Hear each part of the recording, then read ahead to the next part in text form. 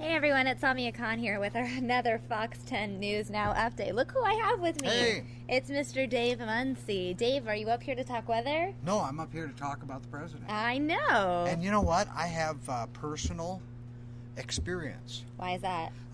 My car was stopped out on the freeway. You mean just now? When this motorcade went by. wow. Yeah, I just got in. Now I got in a little late Because the president was going from the VA hospital out to Gilbert, yeah, right? and wherever he was going, they stopped the whole freeway. And I sat there for a long time. Then when I went past, because I take I-10, I saw the plane. Well, right there, yeah, I saw it sitting I haven't on even the showed tarmac it to them yet. I saw it sitting on the tarmac. So this is a live look right now. It's very big. You know, when you go by it, you can see it from a long ways off. It's very, very big. It is really big. Yeah, when we flew into Minneapolis once, and Oops, what did I just do? whoops. I don't know what I just did. That's very funky looking, though. I'll say that. Oops. Whoa. Are I we did okay? something Are we actually falling terribly apart like that? wrong. How do I always do this? I think I broke the newscast. There you go. Well, you got us up in a little picture there. I know, but now we look all like fluorescent. Oh, we'll be fine. Oh no! There, whoa! There what you am go. I doing? I don't know what I did. We flew into Minneapolis once and we landed, and the president's plane was on the tarmac. And I figured it out. I fixed it, guys. Oh, you did? Okay. And so we got real close to it. He was in Minneapolis, and we landed there on a commercial flight, and we went past his plane, and I said to my wife, I said, look, the president's plane, the president. She went, no, it's not. and the guy behind us said, look, it's the president's plane. And she turned to me and said, look, it's the president's plane. And I said, well, I just said that to you. So, but it's very impressive. It's very big. Yeah, it looks massive. I very mean, big. let's look at this. It's a really big plane. It is really huge. Yes. You get a lot of exercise running up and down those stairs, I'm sure. Well, we're going to be looking at this picture for a while later today when we actually take the live images of Obama's arrival. So they had a program once, and I forget which network it was on, but it was an hour special on inside the president's plane. And it's real funky in there. There's offices and all kinds. I know you see movies and things like that. Right, like, of all the cool stuff. Yeah, with Harrison Ford and the movie, the president, I forget what it was. But they showed the plane there. But the real plane, the actual plane, is really kind of neat. And every time, of course, they build one, they make them a lot nicer. So, yeah, I imagine it's quite nice to fly on that. Yeah, I imagine it would be. So, I don't know if you know this, but after the president left the VA hospital, he went out to Gilbert to go surprise this injured vet. Do you know the story? Well, no, I don't know. I mean, Cory Remsburg? Yes, I do know that story. Yeah, so he went to go surprise good for Cory. him. So Good Cory for lives him. out in And I see Gilbert. the picture right here. Yeah, so I'm going to pull up some pictures that were tweeted by some of the White House staff. Now, this is President Obama. I'm assuming this is Cory's backyard. So now Cory has his own house out in Gilbert. Now, the story, that's right. They just finished that house, didn't they? right, and Yes. there's another photo right Yep, there of yep. President's arrival, and then this other photo of the president in the backyard with everyone. So we can see those photos. These are from Cory's house. Now, for people who don't know the story of Cory Remsburg, he left to join the Army in 2001 when he was 18. And then in 2009, when he was in Afghanistan, an IED launched him in the air. A chunk of his skull broke away. He spent months in a coma. When he woke up, he lost half of his eyesight. It was a really sad story, but over time, he has recovered, and now he lives here in Gilbert. Well, judging from that picture, they must have thought somebody was coming because it looks like they have some food laid out. They must have, or Yeah. maybe the president's team brought it with them. Or I don't brought know. it with them, or they told him something else was happening. As far as I know, it was a big surprise. visit. Huh? I don't know the extent. Well, you know, the president likes to do that. He likes to do surprise things, so that's kind of neat. That's Cory right there, Yep, right? yep. Let's Cory's right there in the blue. There you go. Next to President Obama. So really cool images we're getting out live from Gilbert. Now I'm just getting word on where the president is. According to my sources, my bosses, You have them. The president's motorcade is on the 60. And passing Val Vista. I'm so glad that I'm here. Why? Oh, So you're not stuck in traffic? It stops. I mean, it just stops dead. Nobody gets through. There's nowhere, and everybody just sat there, and kind of waiting for him to go by. And that was as he was on his way out to Gilbert. Yeah. He went past us down on the 10, but he was on the other side. He was on the other, in the other lanes on the other side, and they still stopped our side of traffic. They don't take any chances. No chances, Yeah. no chances. All right. Well, let's take another live look at Air Force One, because it's just a cool live look to look at, right? This is a live look at that giant plane that's parked out at Sky Harbor. You know what? I was actually really upset because last time the president was here, he stayed overnight here in Phoenix. And I felt like I personally should have gone out to Sky Harbor to take the picture of Air Force One. And I never did that, and I'm a little upset now because here he is again, this kind of surprise visit to Phoenix. It was just... Take a picture of that right there. It's not the same. It's not the same as a selfie, Dave. But you want me to take a picture of that in the trip wasn't background? on the schedule the way the other one was, and this is a 4-hour trip, and those 4 hours were during my work shift. So it wasn't like I could just go out to Sky Harbor and take a selfie with Air Force One. Not fair. Andrew Hasbin is out there right now, and he is the one who is lucky enough to take a photo with Air Force One today. There you And go. it's one of my biggest regrets while working here in Phoenix thus far. Not going out that one night that President Obama stayed overnight and going to take the picture with Air Force One. Now, is it Air Force One you really wanted the picture of, or is it the president, or it's just Air Force One? Air Force One, because I was going to see the president. The president was going to be out. No matter who the president is, I'm sure Air Force One will be back to That's Phoenix. true. We just don't know when, and I don't like the waiting game. Do you want me to? It might not be back until Instagram's out of style. Do you want me to? You want me to take over the show while you run out there right now and go take a picture? Hello, Dave. Pretty sure the I get in Dave trouble. Muncie Web Show. I'm pretty sure I get in trouble. By the way, everyone is saying hi to you. Well, hi. I forget to look at that. I'm not ignoring you. I just forget this medium. You have to read the screen. Yeah, I'm used to hearing. Yeah, there's Kelly saying hi, Dave from Lincoln City, and someone else asking you. Rachel saying she loves your colorful tie today. Oh, you know what? Did you finish counting, by the way? No, I didn't. Oh didn't, man, but we're gonna have to wait till Don't next worry. week to find out the done. total But, tie count for Dave. You tell me, what do you think of this? What do you think like I call this? I like it. What do you think I call this tie? Tie-dye. No, But get it? Oh my god, that was so good. No, yes, you should be does. calling it that. Well, we call it a snake tie. No, it's a tie-dye. It looks like a little snake skin on there. Okay, that's good. Are we Let's showing? have Can them we see? vote on it. Do you guys like okay. snake skin tie, or do you want it to be called tie-dye? Tie-dye tie. I think it's clever. There we go. I just came up with it right now. There you go. well, if nobody calls you clever, you will. So don't worry about it. It is that is very clever. It's not only that, but it it's just very came to me rhyming. right now. It's like, very rhymey. Tie-dye tie. There we go. Because it kind of looks tie-dye. I know. Anyways, I think it's really nice that the president made his way out to go visit Cory Remsburg. Oh, now we're seeing Andrew now. Oh, I do see Andrew, but we Getting can't set hear up Andrew. there. We just see him. You know what? It's probably really bright outside. That's one of the things. As a reporter, sometimes you have to be on air, and it's not like you can wear sunglasses during your live in. Then you just have to squint sometimes like this. sometimes you need because to. you need the light in front of you to get the better shot. That's true. But sometimes there are times when you might have to. I used to do a lot of outside reporting. We had a program called Live at 5. That was our 5 o'clock news, and every day the weather was done live outside. Oh, somewhere. cool! And was that here in Phoenix? Yes. Oh, dear. Right here at Channel 10. Dear. Right here at Channel 10. Oh dear! You my mean even biggest in July? expense, yes, every day. They tortured you. My biggest personal expense was sunscreen. Oh, that makes sense. I wore it like water. I that poured makes it sense. on. Yeah, That makes I poured sense. it on, especially on my bald spot. How long have you had that spot? Many years. Worked on it for many, many years. By the way, guys who are at home and are confused as to why we see Andrew in the shot, well, we're streaming to you live our shot from the airport.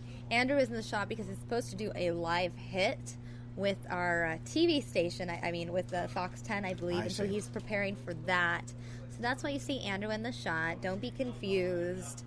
You're getting a little bit of Andrew, a little bit of us, and a little bit of Air Force One. You're going to get a lot of Air Force One, though, once we take off. I'm being told now that the president should be at Sky Harbor any minute now. Any minute. Well, the thing is that motorcade moves.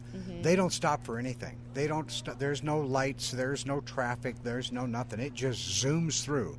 And I would love to travel like that. Wouldn't Yeah, it it would fun? be amazing. Yeah, when I went home at night to have a little motorcade to go home in. I'll be home in 5 minutes, dear. By the way, Boom. lots of other people saying hi. JoJo is saying hi to you, Dave. Hi, guys. And let's see. Hard to keep up with all Dave that. is It a goes so charmer, Rachel's fast. saying. Hi, Dave. My children are safe around water. Thank you, Good, JoJo says. good. Yes, watch them around Jeff water. Land thinks you look like Buzz Aldrin, the second man on the moon. Have you gotten that before? No, I haven't gotten that, but there are some people believe that I've been to the moon and back a few times. That is so funny. I wonder if anyone voted on the name of the tie. I wonder if no one... Did they vote on it? There we go. Oh, my boots are snakeskin. Oh. I guess, And don't they look like the tie? I guess they didn't... I guess no one... I guess they didn't want to be mean and take sides. So they like both of our names for the tie, I suppose. There you go. But yeah, again, we're looking at a live photo of Air Force One. This is straight from Sky Harbor International Airport. No matter what your political persuasion, this has to be something that just is interesting as it can be to everybody.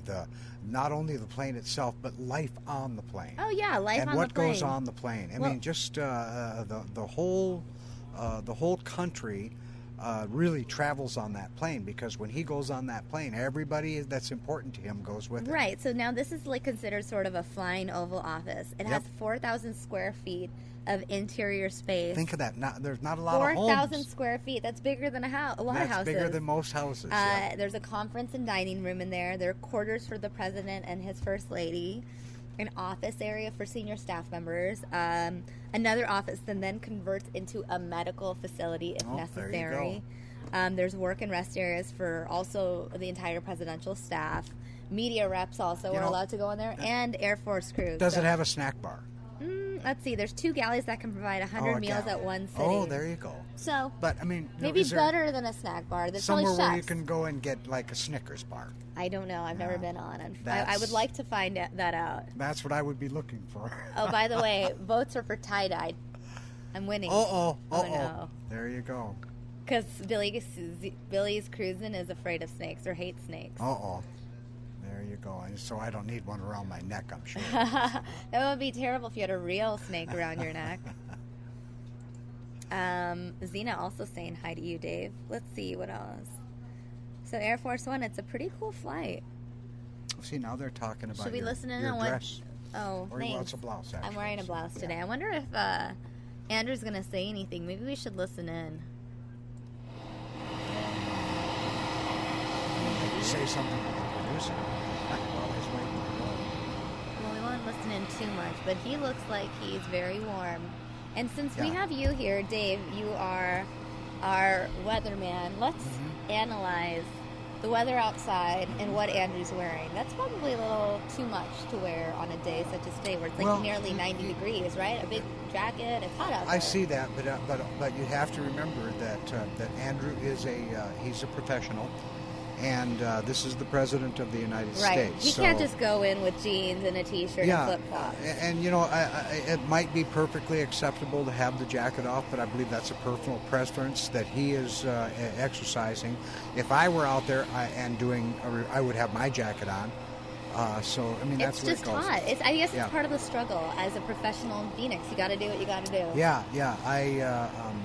I understand that. If this were, a report on a water problem or a report on some kind of an accident or something like that, the jacket off would be fine. And like I said, there are, it might even be okay in this instance.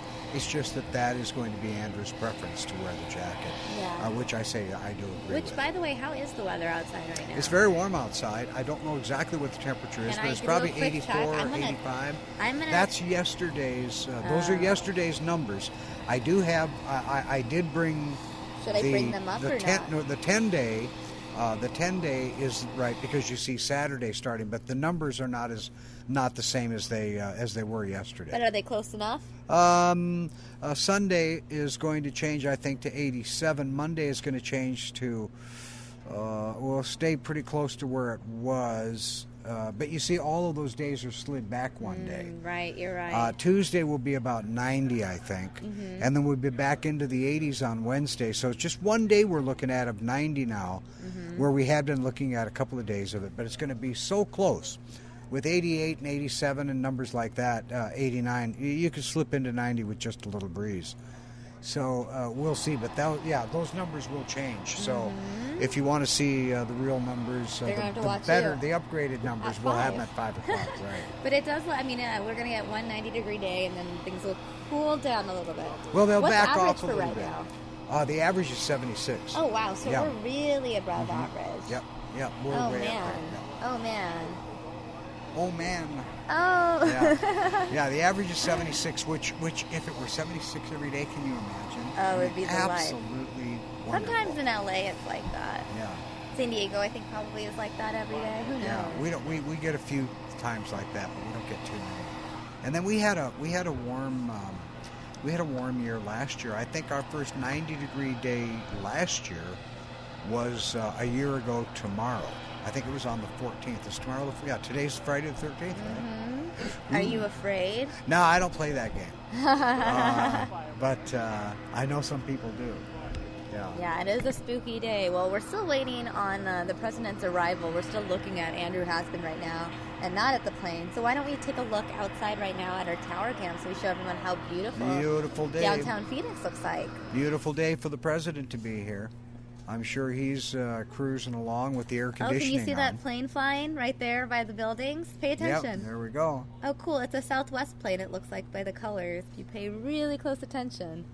And now it's out of the shot. But you know what would be crazy is if we took the tower cam when Air Force One departed and we were able to see the plane. We actually could do that. I think we should. Yeah, we'd have to have we should have tower cam follow the president. We'd have to have one of our engineers readjust the tower cam. We should probably let them know. Hopefully they're watching news now and they're listening in to our request and they'll just do it for us. I'm sure they all are. Because that's what they should be doing. Yeah, we could do that. In fact, let me look around and see if I see anybody. You want me to take a moment and step away and see if I can find somebody to do that? No, they're listening in. I already got the message that they've heard us. Oh, good. Okay, excellent. We're good there. Yeah, so if we can change that, well, you and I will be able to watch it change. Uh-oh, we hear Andrew talking. He's talking to someone. Yeah, he's probably talking to his producer. Look, he's using his iPhone for shade. He's not taking a selfie. It looks like we're doing a play-by-play of what Andrew Haskin is doing. Doing there. Was that wife might have been for us? I don't think so. I don't think so, unfortunately. By the way, I do want to answer Charlotte's question. Will you archive the secret testimony of Sonia? She has an event to go to, so she can't sit and watch it all. As soon as we do air the Jodi Arias secret testimony, it will be archived on this Are you watching on A.cams or what? Our youtube.com/FoxtonPhoenix site afterwards. It takes a while for the video to process, but then YouTube eventually processes it, and then it ends up on our YouTube channel. So yes, it'll eventually end up there. To answer your question, Charlotte.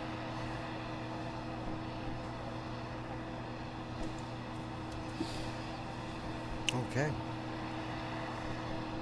Dave, there it is. It's moving. See? Yeah, they're on it. They're not. Yeah. They can't see it. They're still looking at Andrew. I know. But we'll take a shot at the tower cam right now so they can see that it's moving. That could be Mitch doing that. I'm not sure. It probably is my guess. Yeah. Yeah, because we work with Dean in the morning, and then Dean leaves by 12:30, and Mitch comes in at 2. Oh, okay. So it probably is. So yeah, we'll see if he can find the president's plane. It'll be blue and white, and it'll have the President of the United States written on the side. I don't see it right now. Just trying to help. Do you see it anywhere? I don't. Got to keep looking. But I did drive. I saw it sitting. It's hard to miss. I know. That's why I wanted to leave today to go take a picture. By, I saw it out there. There's the freeway that I was on. So you saw the plane today? You didn't stop to take a selfie? Well, when you're going 65... You should probably not selfie. Oh, there it is. Is that it right there? I see it right there. There it is. Okay. It's right there, guys. Look. We'll just hit the zoom, and we'll be right on. Look, guys. It's right there. Maybe we'll see Andrew. That's so great. I'm so excited. That's going to be a really cool shot. Which one I'm going to take right now? Let's just look at...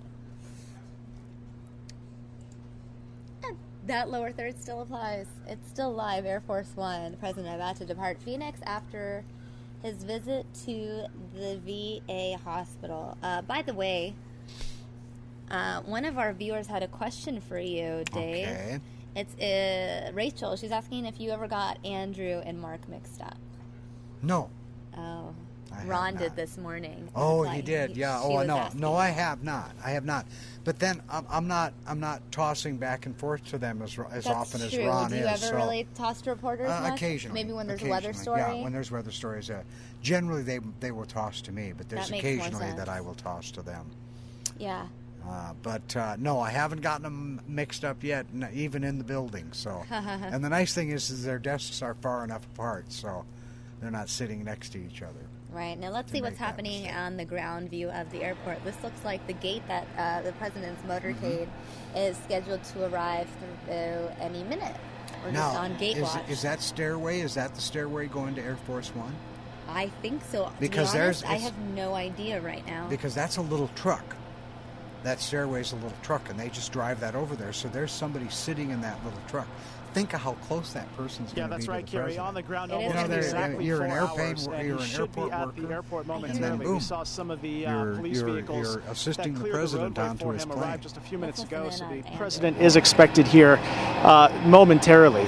Busy day for him in just 4 hours. He landed here around 11:30, and then he went straight to the Phoenix VA. There he met with a group of lawmakers that included Senator John McCain and Senator Jeff Flake, as well as Democratic Representatives Ruben Gallego, Ann Kirkpatrick, and Kirsten Sinema. There was a VA roundtable that he took part in, along with the VA secretary and a number of other groups, including some veteran organizations like the American Legion and the Veterans of Foreign Wars. We also learned that during his time at the VA, he also managed to sneak in a meeting with the parents of Kayla Mueller. We all remember Kayla Mueller was the aid worker who was killed at the hands of ISIS, and that all came to light, her 1 year in captivity, a couple of weeks ago, when ISIS announced that she had died as a result of a Jordanian airstrike against ISIS. That's what the group claims.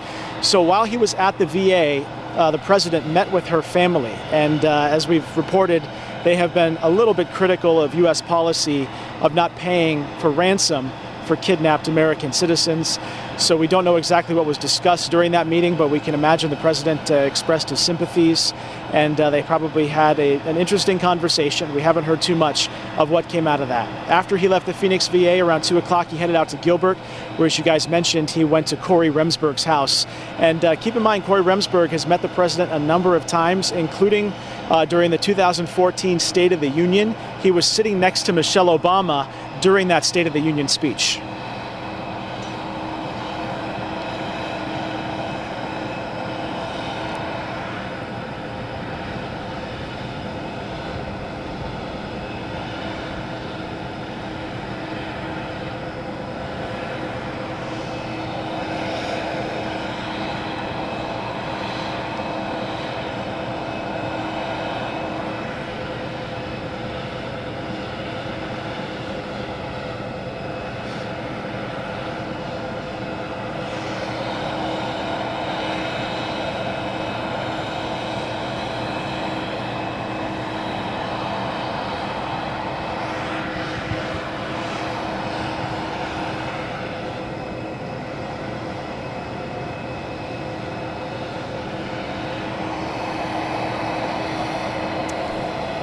Okay, while we wait, I've put Air Force One in one box, and in the little corner box we have the shuttle. Yeah, you are looking at the gates right now that the president is expected to come through, and then we're going to pan around here and get you a shot of Air Force One. And you can see, I believe those are some of the pilots waiting there at the foot of the steps. The president expected to come in any minute, get right on the plane, and they are right on schedule. They said they would depart around 3:15, and they're a few minutes late, but not too bad considering all the events that he fit in a 4-hour visit here to the Valley.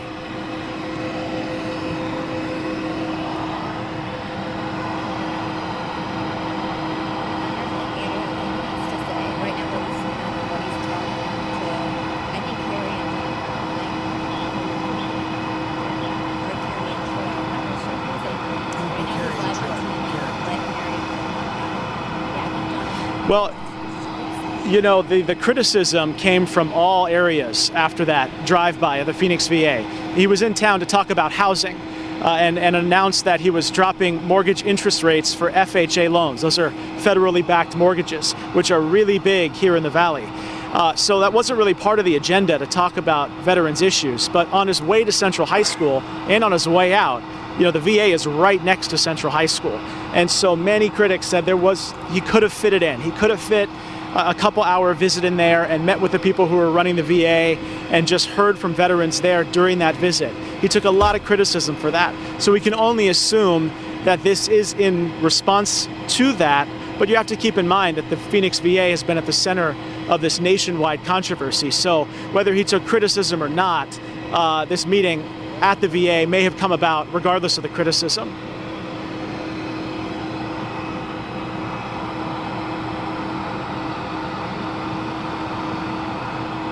Not too much. The governor hasn't said very much about what they talked about, but you may remember Jan Brewer's famous finger-wagging conversation with the president. We didn't see much of that, but this was a much longer conversation than what we typically see. Usually the president just comes down, shakes hands, and that's it. And typically the mayor is here, and maybe even some more people. This time, though, it was just the governor at the foot of the steps. And then after he shook hands with the governor, the president walked over to the crowd that was gathered here and went down the line and shook hands with pretty much every single person that came out here to see him. And these are people who are, for the most part, invited guests. You can't just show up and get in. You typically have to be invited some way or another to be here on the tarmac when Air Force One arrives.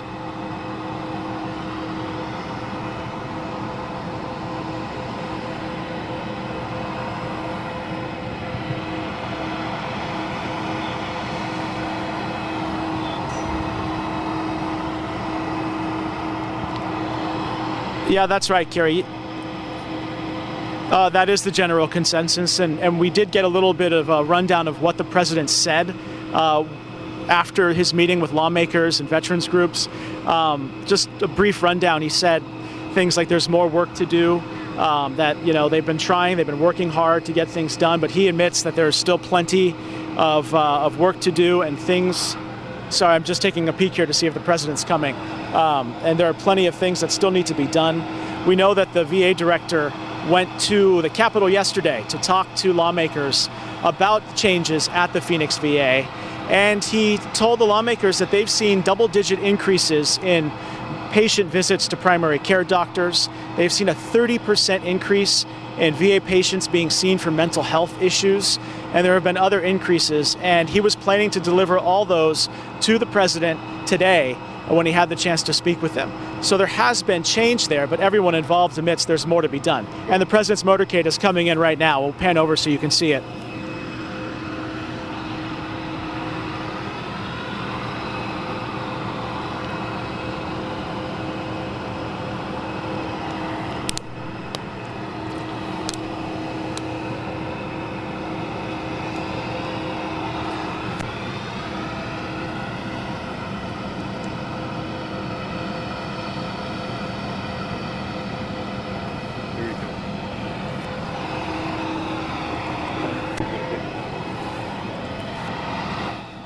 All right, as Andrew just mentioned, the president is arriving here at Sky Harbor International Airport, and we are just zooming in on the gate so we can catch the entrance of his motorcade. I think someone has arrived. I see cops.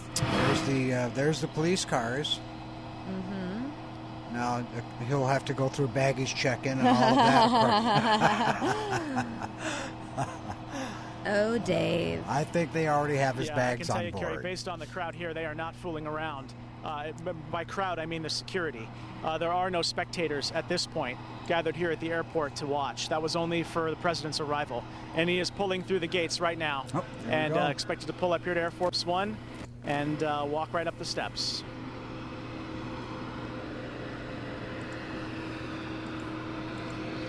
That car is pretty impressive, too, those cars it's that amazing. they ride in, yeah. They're known as the Beast, and there are two of them to trick people. Yep, you never know, which one he's in. That's right. It. And the other thing is if one breaks down, they have a spare as That's well. also Look at how another big good that one. is to that person standing there. That's so true. Excellent That is observation, huge. Dave.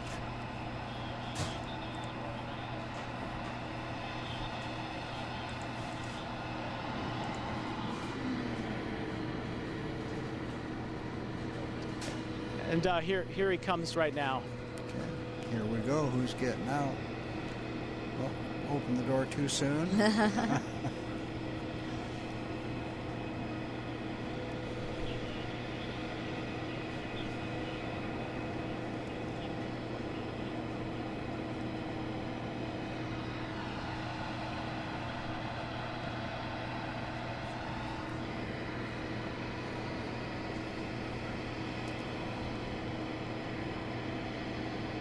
I believe he's standing on the other side there, isn't he? Yeah, there he is right there.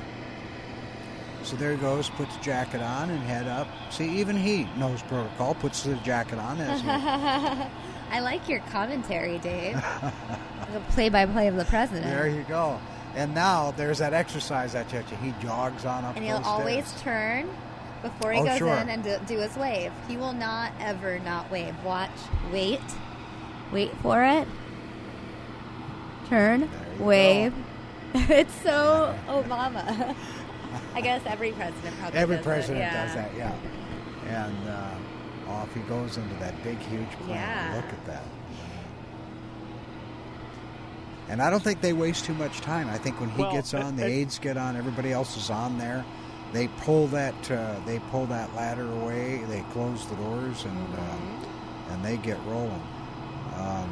I remember it's funny you mention that because I've stories covered a lot of about presidential visits, LBJ. but this is actually When my he got on first the plane, time he wanted to on the start the tarmac engines when he for walked an on. arrival He and wanted departure everything Air Force rolling, One. and he wanted to sit down in his chair and move Right, and right. take off. So I think Andrew's saying something on air. Let's listen in.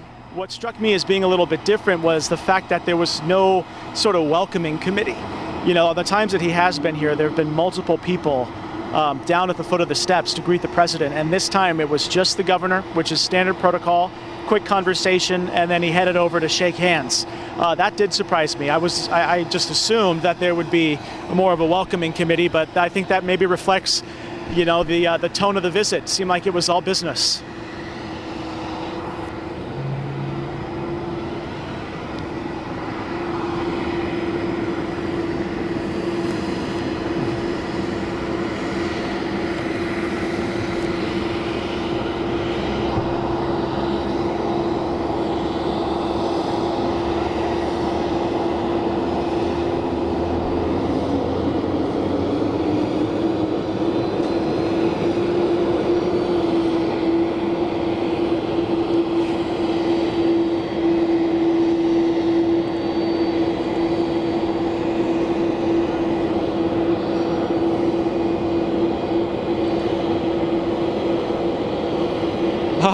Well, there's a Chevy Tahoe right at the base of that 747, a Tahoe or a Suburban, so that gives you an idea just how big. Excuse me, there's a Yukon right there. So that Yukon is about the size of the engine of the 747. So that gives you an idea just how huge this plane is. And now that the president's on board, the doors have closed and it's going to be wheels up momentarily. I do have some information here about who he met with when he was at the VA, and I can read a little bit to you now as we wait for the president to depart. During that roundtable, we know that the Secretary Bob McDonnell was there, as well as the Deputy Secretary Sloan Gibson. There were a number of other people from the VA, including 2 nurses, a scheduler, and a labor representative.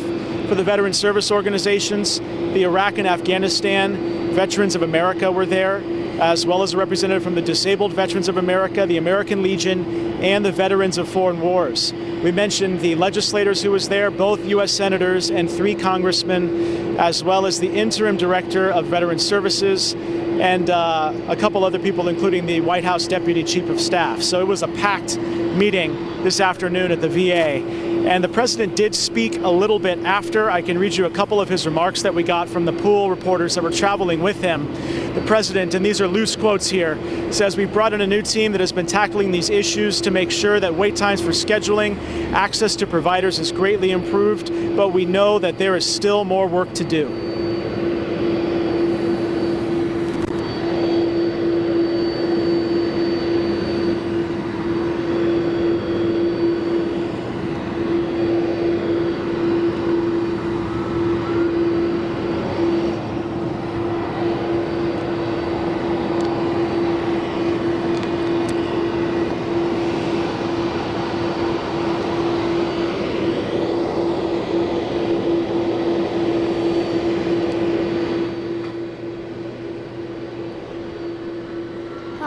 While we wait for the president's departure, let's go ahead and answer some questions. I know there's a there was question a real for you. interesting one. It was, do you know what they do with the president's limo when he gets on the plane? Now, if you were watching just a moment ago, you saw that little lineup of cars, white vans, and big limos that went by. Those are all going on a military transport.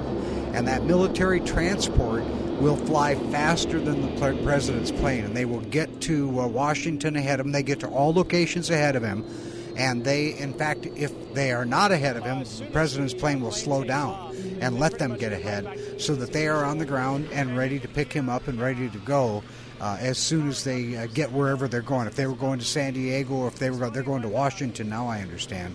So, they put all of it goes very expensive moving the president. There he goes, taking off. I think we should take the other shot so we can see both views. What do you think? Oh, yeah. That one? All right, Put guys. it all in there. There we see it, the long shot and the short one. They land, and Air Force One is literally parked on the runway right next to them. No doubt. So the main view, you see wide shot from our tower cam. You can see the plane traveling right there at Sky Harbor, and then in our upper corner box, that is a tighter shot of the Air Force One. That fly in and out of this airport. At least commercial 747s. The only one I can think of is the British Airways 747. It's a daily flight.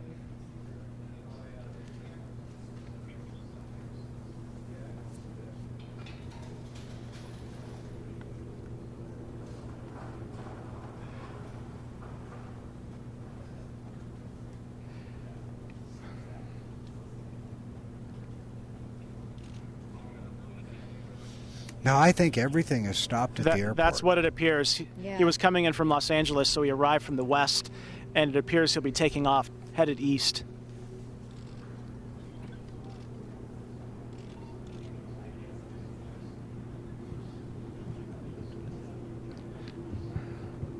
We can see it turning as well in the wide shot as well. Did you see it turn down there? Oh, yeah.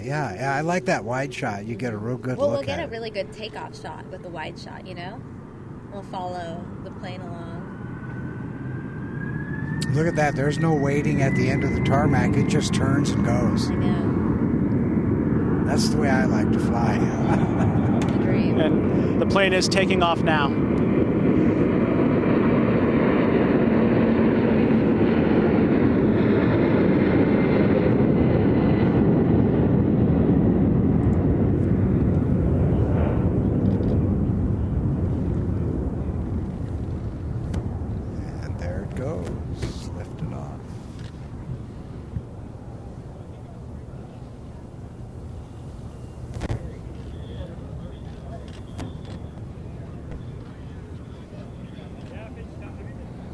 Oh, there it is, in the bottom of the shot. There it is. Oh, you went too far. There it is right there. It'll fly right into it. There you go. Oh, yeah, now it's going to fly over some Phoenix landmarks. This is a really cool shot. Yeah. We're just continuing to follow the president. We'll follow him all the way to Washington. As long as we get this shot, we're on it. There you go. That's one of our tower cams on South Mountain right there that you see. Mm-hmm. For those of you asking, I saw Flower Rug ask what airport they're at. He just departed Sky Harbor International Airport in Phoenix. How long can we hold this shot is the question.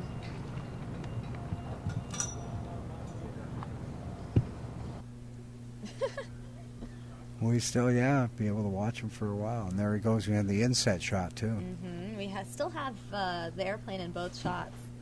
We haven't lost it yet.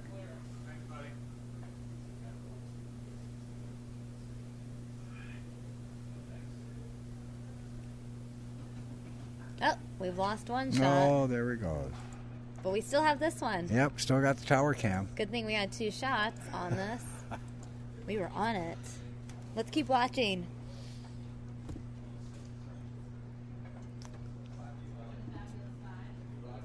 Now you wonder, what are they all talking about on the plane right now? Oh, man. No more trips to Phoenix until the weather cools down yeah, again. That's they're going, probably what they're it's thinking. warming up down there. Oh, we still see it.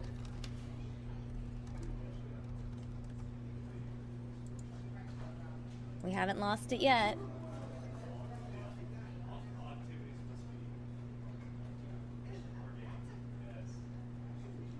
I still see the plane in the background. Continuous Obama coverage, non-stop, right here on News Now. And there they go. Still just a little dot back there, hidden by the tower cam. There it goes. Comes out on the other side.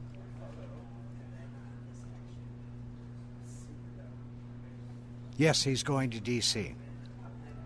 That is Dave answering Flower Rug's question. All right, I don't see the plane anymore. I think it's time we go back to us, Dave. There you go. That wraps up our Obama watch. He is officially no longer here in Phoenix. He probably still is above Arizona. Yep. But and no longer in Phoenix, meaning my job is done on Obama watch. Very impressive stuff.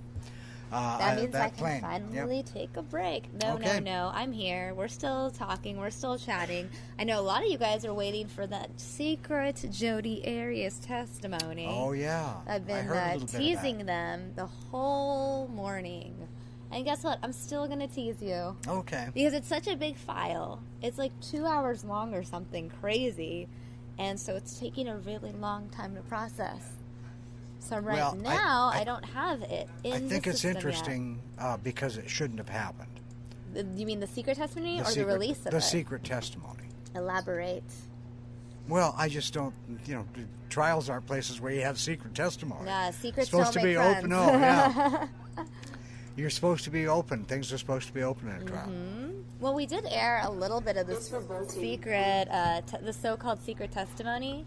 We aired a little bit of it on our newscast this morning, or this afternoon, rather. I guess I could play the tease. I could tease them with a little bit of the secret testimony. Well, the other thing is if you were anywhere within 10,000 miles of the original trial, you already know what she said.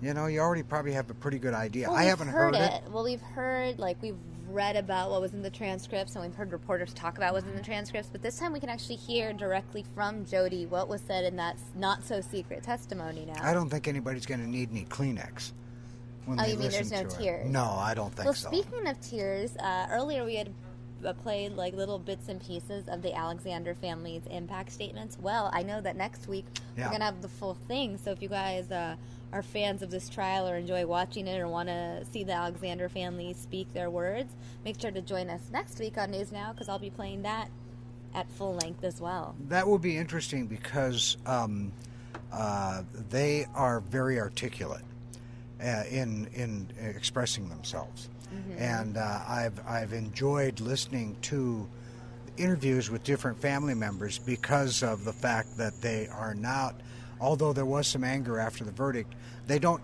tend to strike out. They tend to make sense when they talk. So I'll be interested in hearing their impact statements. Next week on News Now. Next week. Right You're going to tune in. That's it. There you go. All right. Well, while we wait for that Arias testimony to get in, I want to play a little clip of it for you guys now, so you know what we're going to see later.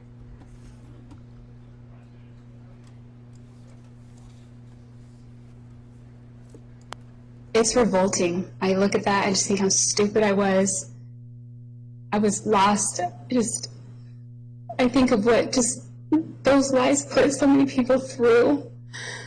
And I just wish I could, well, there are a lot of things I wish I could do over again, but that's just one of them.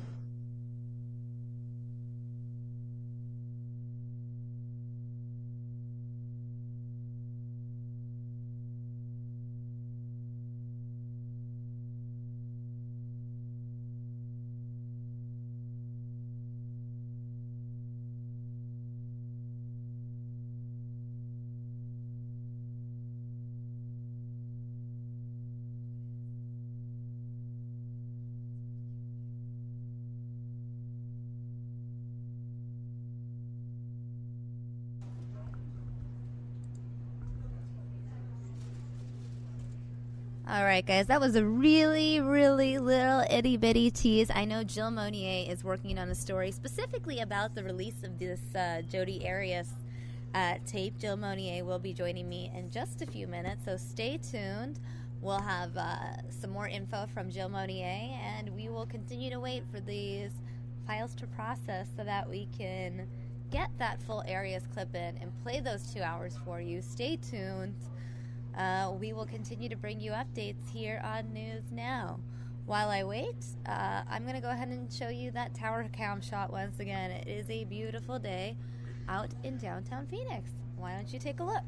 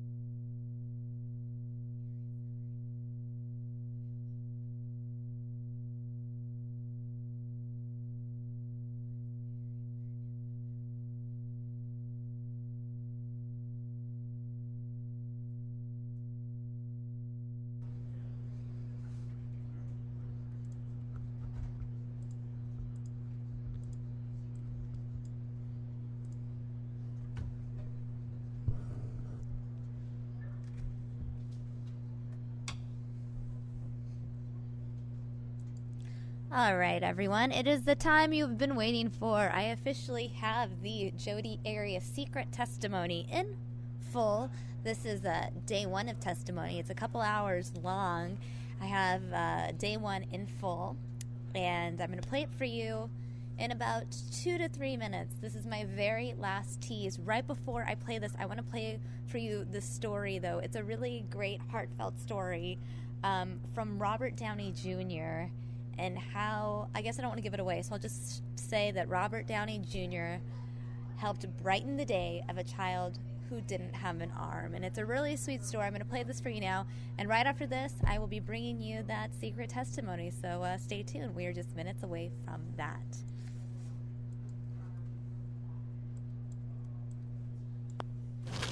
I feel really tough. If you saw any of the Iron Man movies, you recognize this. It's the arm actor Robert Downey Jr.'s character wears, loaded with powers and abilities. For 7-year-old Alex Pring from Groveland, it provides the greatest power of all, confidence. Everyone's treating me so good now. But Alex tells us before he got the arm, Some people would say, what happened to your arm? And how did that happen? Or all that bad stuff. I don't like it. does it make you feel bad? Yeah, it makes me feel really bad. Now they're asking about his cool arm, and it's a confidence thing, you know, not what happened to you. So that's been very, very humbling. Yeah, there you go. Very humbling. Very, you know, at times choke you up, knowing that how happy your son is now. Pleasure to meet you. I have another bionics expert on hand, so I thought I'd drop by.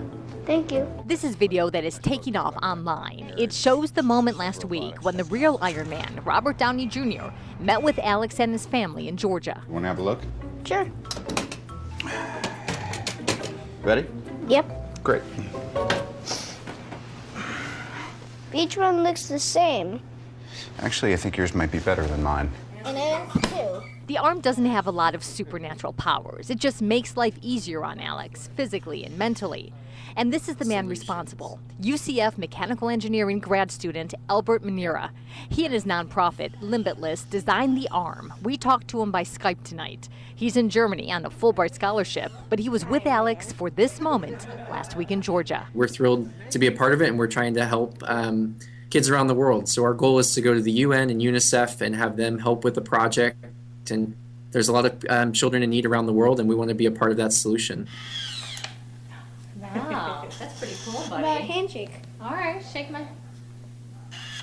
Oh my gosh. They are already part of Alex's solution. All the time I would just say thank you, and thank you, because they've helped me so much fit into the group.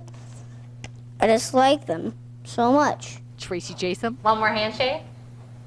Say with a dangling face. Fox 35 News. Oh my God, that kid is adorable. That is such a sweet, amazing, absolutely great story. I'm glad I could share that with you guys here on News Now.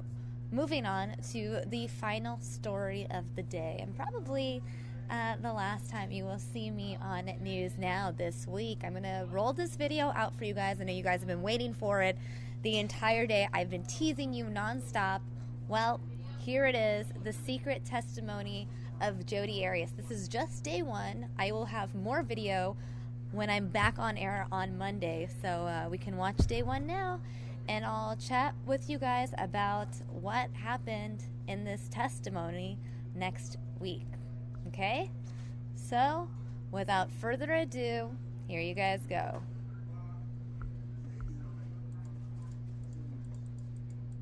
And of course, it freezes. Just my luck, it freezes. Sorry for the tease, guys. I'm going to check in with my bosses and see what happened. Sorry, I apologize.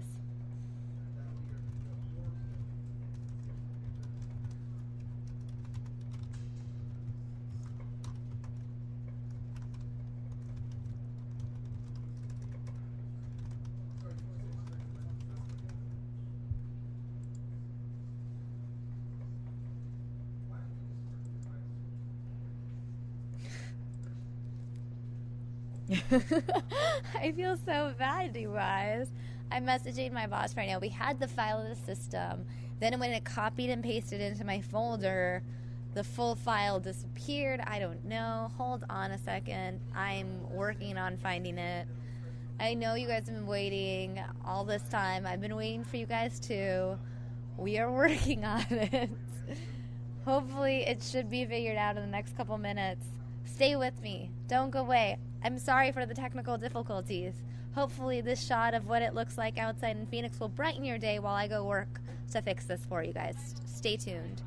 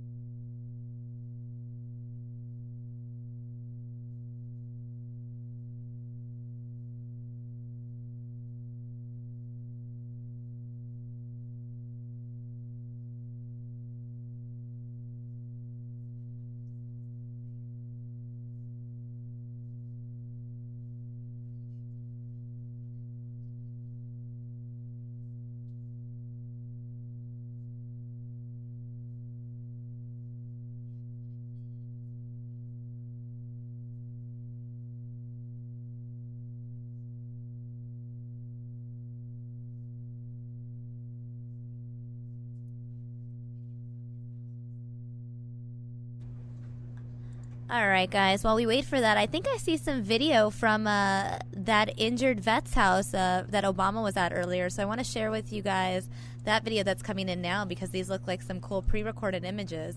Remember the injured vet, Cory Remsburg? We were talking about how he became a vet. He became a soldier in 2001, and he was out in Afghanistan in 2009 when he was hit by an IED. Was in a coma for months and slowly has recovered. President Obama stopped by his house out in Gilbert earlier today, and this is some video from that visit now.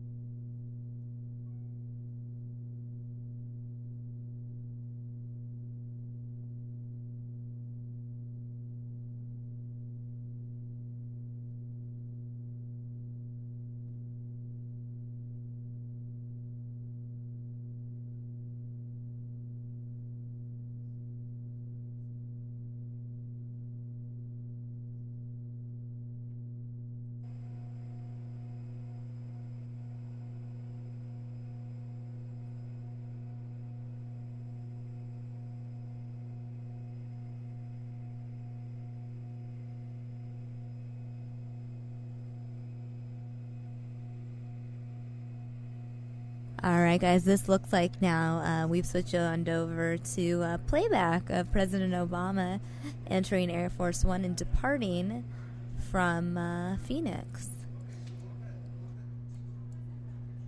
All right, it looks like we've lost the feed. While I continue to work on getting our Jodi Arias video back, I will show you a live look at downtown Phoenix once again.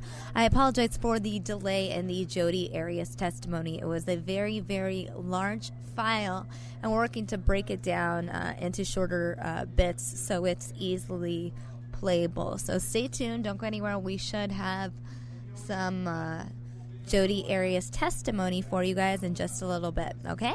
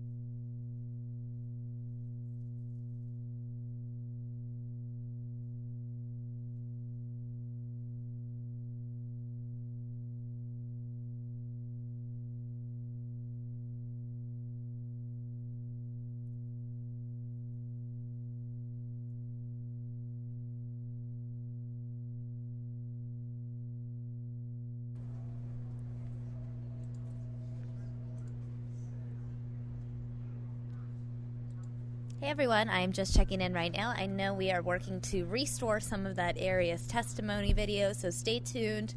I am working on it. I won't leave you hanging. We will get you something today, I promise. In the meantime, we actually have some cool aerials of some race car drivers practicing. These are live images from the Phoenix International Raceway. And while we wait for Jodi Arias, I thought I'd share with you some of these live images coming courtesy of Skyfox.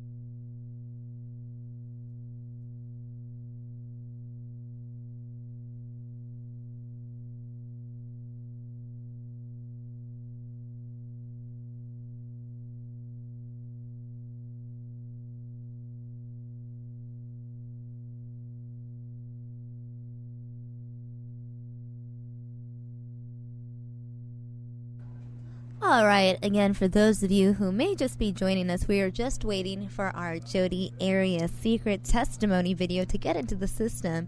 In the meantime, I was airing some live aerials of the Phoenix International Raceway and other live images that were being shot from our Skyfox chopper. Our chopper has wrapped up for the day, but right now you're looking at a live image from our tower cam. This camera parked on our south mountain. You guys are looking right now at a shot of downtown Phoenix. So coming up, we'll have more on Jodi Arias. Stay tuned.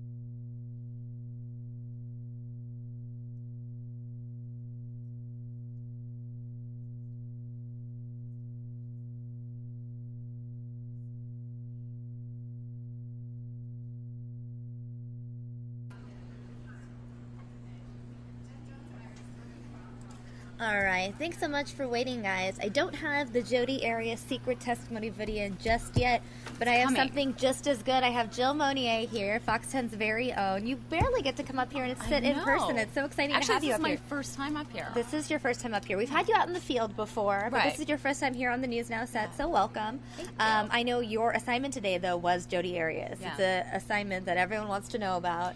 You have watched some of the secret testimony. Mm-hmm. I've been going through it was a day and a half roughly of testimony. I think it came out to a couple hours of the videotape that we got from the court. And so basically this was her in late October, early November. Mm-hmm. She took the stand and the judge actually closed the courtroom saying that Jodi was going to refuse to testify in open court, but that the judge felt the jury still needed to hear from her. So the judge made the decision to close the courtroom. And so Jodi Arias takes the stand, and she appears to be crying at one point when she talks about the murder, the Travis. And she doesn't go into detail about what happened that day. In fact, she talks about how she really doesn't remember the details, but then she talks about how hours later she started her cover-up. And so she talks about how she was just trying to act normal, she didn't know what to do, and how she had called his cell phone and left a message, and it kind of just goes from there. And so she never actually details what happened that day, but says that how horrible it was that she did something like this and how it took her years to even admit to herself that she had done this. So when you were listening to it, did she come off as believable, or did she sound like she was lying? Well, she talks about, obviously most of the jurors, I don't think, believe what she said based on how they voted. Right, exactly. But she also talks about her relationship with previous boyfriends, some who had cheated on her, so she goes into all that detail. She talks about her relationship with her parents, saying how her mother carried a wooden spoon around with her and would hit them with the spoon when they were younger if they weren't behaving. How painful is a wooden spoon, though, really? It's like a tap on the... How her father used a belt on her. So she goes into all that detail. Of course, she's trying to keep herself from getting the death penalty at that point in the testimony. But it ends when she's talking. She's just kind of getting into the relationship with Travis, and how they met in Las Vegas at a conference. And then you hear the judge. You can tell the judge just gets this appeal in from the Court of Appeals saying that she has to reopen the courtroom, and that's just how it ends. And then, of course, we know Jodi Arias decides not to testify any further after that. Mm-hmm. So the prosecution never even gets a chance to question her. Right.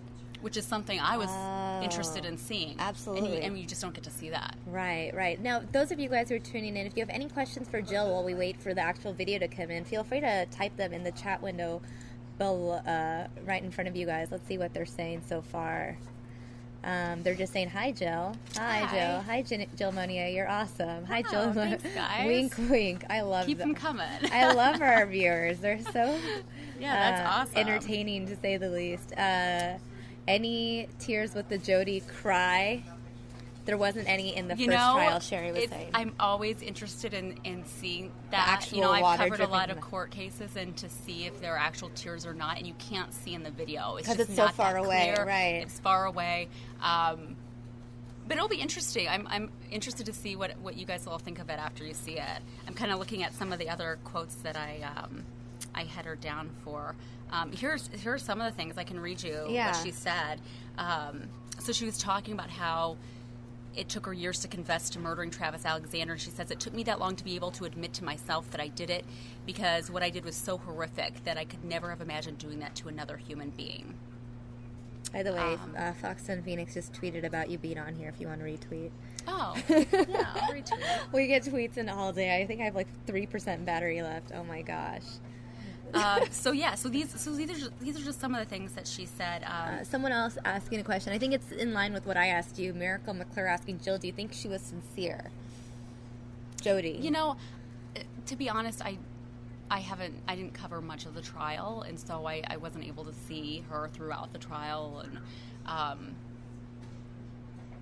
you know, like I said, I think what the jurors decided speaks volumes. Sure, because they witnessed her day in, day out. Yeah, they saw her every day, and so I think, judging by what they decided, and even though it was not a unanimous decision, we do know that most of the jurors voted for the death penalty. Absolutely. So I don't think they believed her.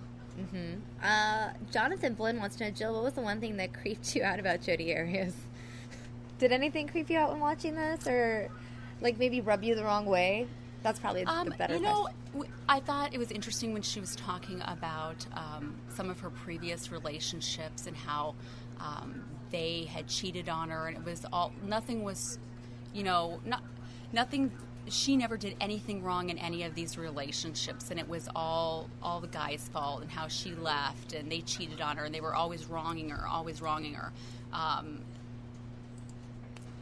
So she always victimized herself, kind of. Yeah, and I mean,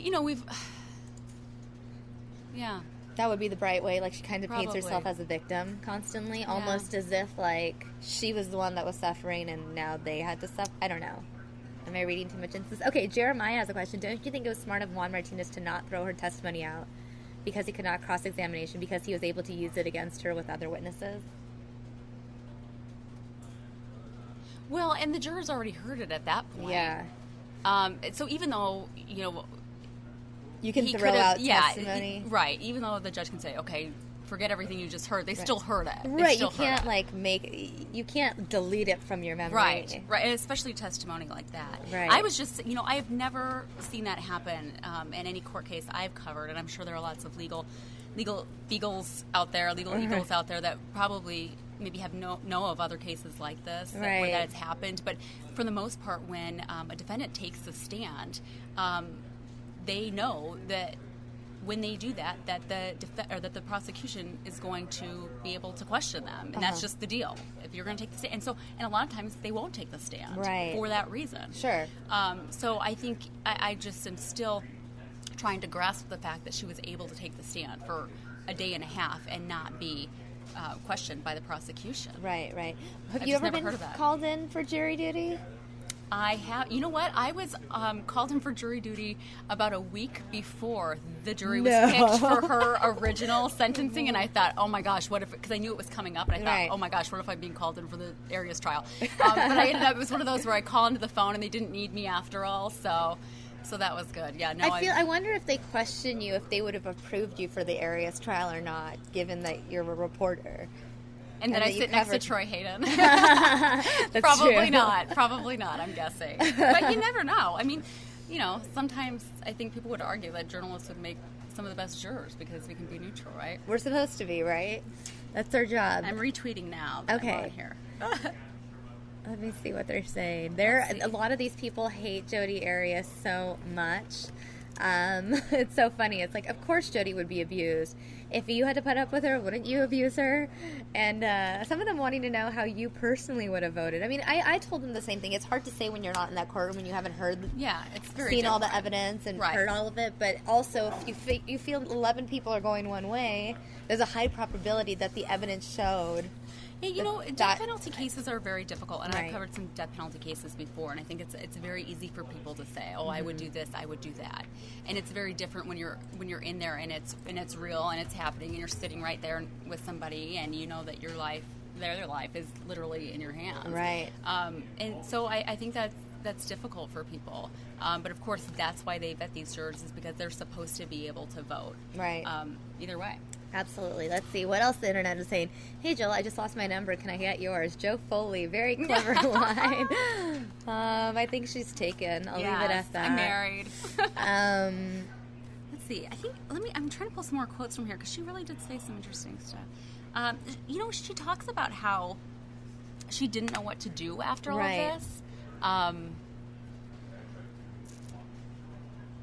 You know, and I really wanted to hear from her more details about how this all went down and what happened. And so, but she talks about how her whole life, she was never in trouble with the law, that she never had anything, any problems.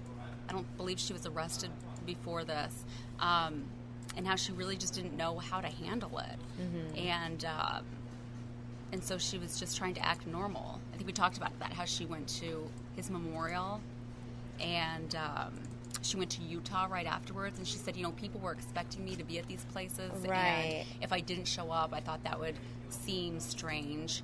And I guess she actually reached out to, I believe it was Travis Alexander's sister, shortly after this, because she was the only family member that she had met, and she was talking about how she felt that it would be rude of her not to reach out to her, that she thought it would be better if she did, but now she realizes how insensitive that was, and so it's interesting to hear her talk about those inappropriate things. Maybe. Well, right. Now looking back on it, but, you know, at the time, of course, she hadn't been arrested or convicted. She was trying to cover it up, and you know, she talks about how she lied about how this is when the part when she starts to kind of cry is when she talks about her lying and how what it's put people through, and I just wish there were a lot of things that I could do all over again. And she says that a lot. She says a lot that she wasn't sure what she was gonna do and how to handle this, and how that she just wished she could do it all over again. Well, of course, right? Yeah, do it over again and not leave the camera in the washing machine, probably.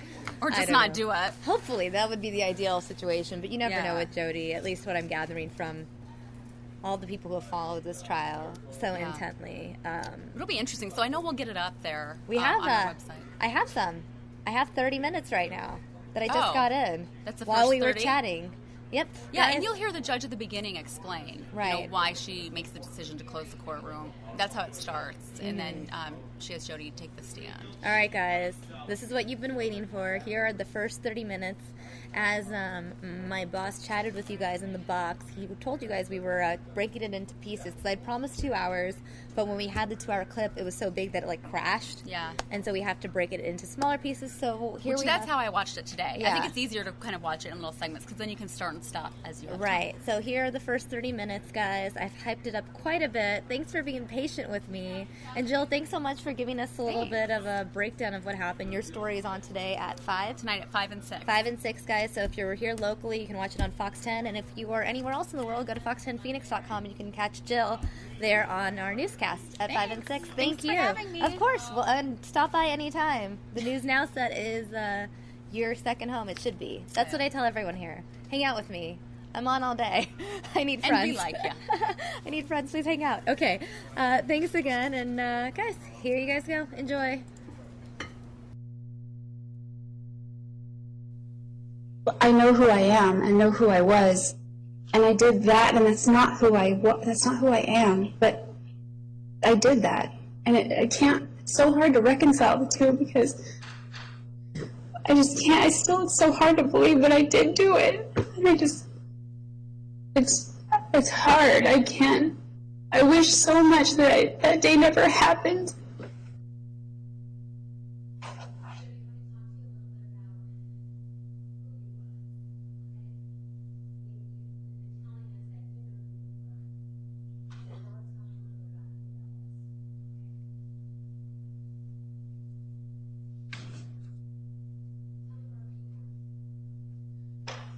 I was born in Salinas, California. July 9th, 1980. Yes.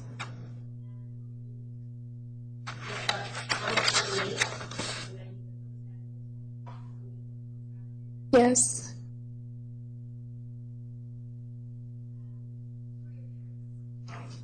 My parents' names are Bill and Sandy Arias. They are. They're living in Wairika. My mom is living here during the trial, and my dad is. Yes. Yes. I have two. Both of my grandmothers are living.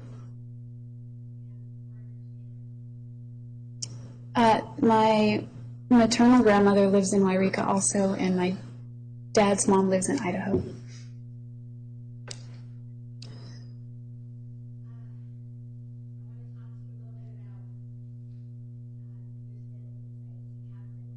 Yes.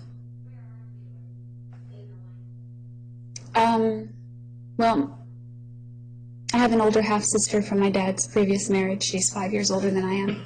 And then I'm the first of my parents. And then I do. I have 3 younger siblings. My brother Carl came 2 years after I did. My sister Angela was born when I was 11. And my youngest brother Joseph, or Joey, he was born when I was 13. Yes. Right, yes.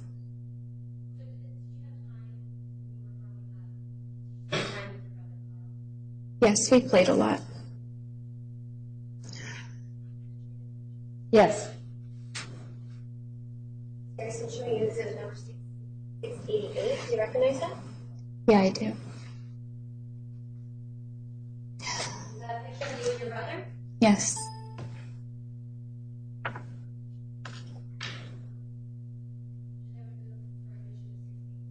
Any objection? No. 688 is admitted.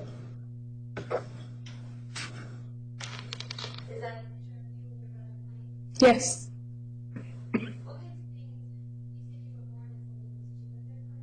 Yes. So I was like a month from turning 12, so I was 11, but almost 12. Yes.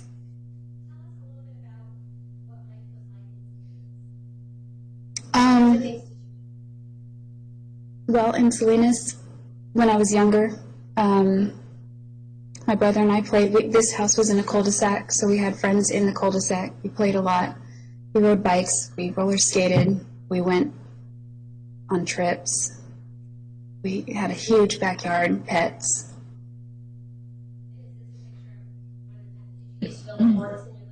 We did. We took furniture and blankets and made forts and things and played all day. This was probably on Saturday morning. We weren't in school.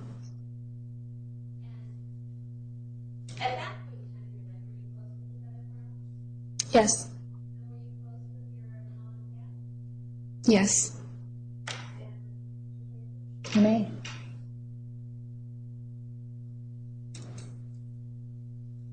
Is that picture I'm showing you exhibit number 689? Yes. This is another picture of brother Carl? I'm sorry, you and your brother? Yes.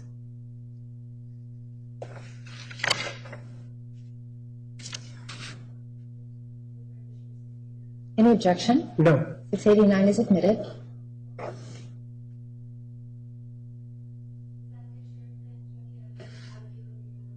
Yes.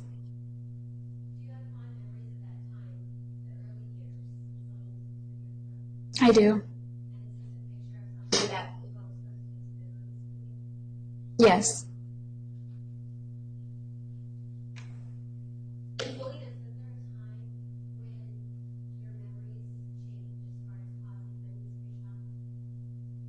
There is, yes. There wasn't one defining moment, but around age 7, things began to change in my household. My parents' discipline grew a lot more. I'm sorry. My parents, their discipline became more severe. Well, my mom began to carry a wooden spoon around in her purse, and wherever we were, whether it was at home or out somewhere, if we were misbehaving, she would just pull it out and whack us with it. My dad began to use a belt on my brother and I.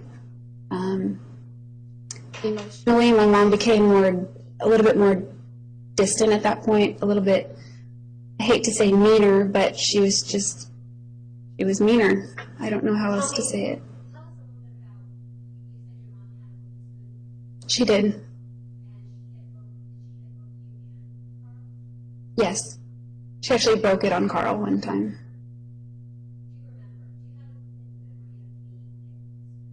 Yeah, I do. Several.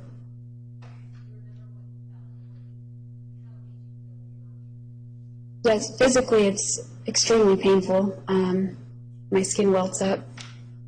But emotionally, it made me angry because well, she's my mom, and I love my mom, and my mom says she loves me, and I understand I'm not a perfect child and I might be misbehaving, but here she is just whacking the hell out of me, and it hurts so bad. Sometimes we squirm when we were getting hit because we don't like to get hit, so when we would squirm, she would just give up on trying to hit our butts, and she'd just start hitting anywhere she could land it, and that hurt. It hurt physically, and it made me mad at her pretty bad. Yeah. Yeah, it hurt me emotionally as well, because she's my mom. She's this person in my life who has been loving and nurturing and my whole life, and it wasn't overnight, but she just began to get angrier and more severe in the way she disciplined us.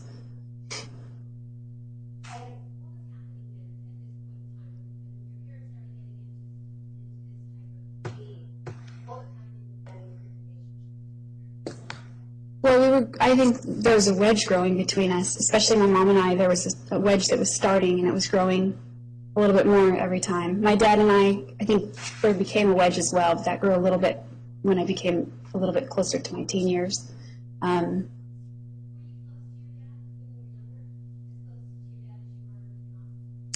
When I was very young, I remember like at 2 years old, he would bounce me on his knee and kiss me, and his face was scratchy. And he would tell me, "I love you to pieces." He always says that. He used to say that a lot to me.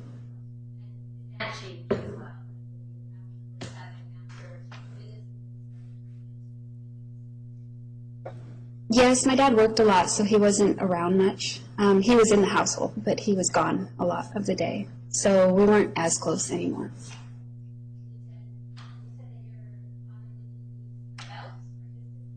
Yes. Yes. Yes.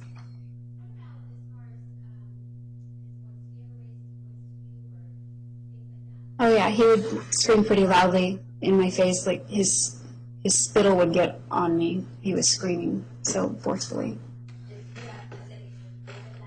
I do.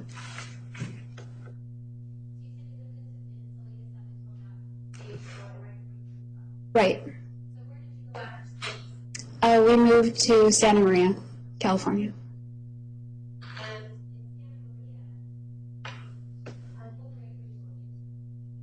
I was going into 6th grade. Carl was going into 5th grade.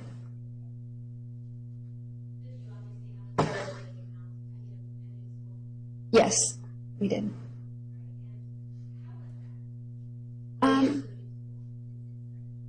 Well, when my parents first announced we were moving, it was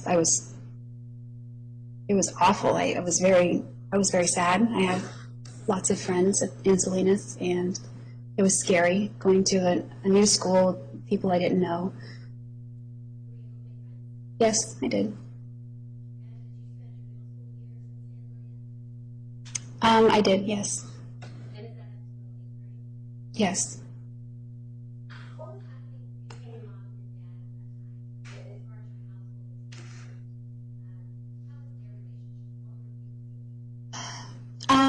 Well, my dad was always, my dad could be very complimentary toward my mom and loving toward her. But I mean, at the same time, he could also be very critical and say demeaning things toward her. So it was, I did.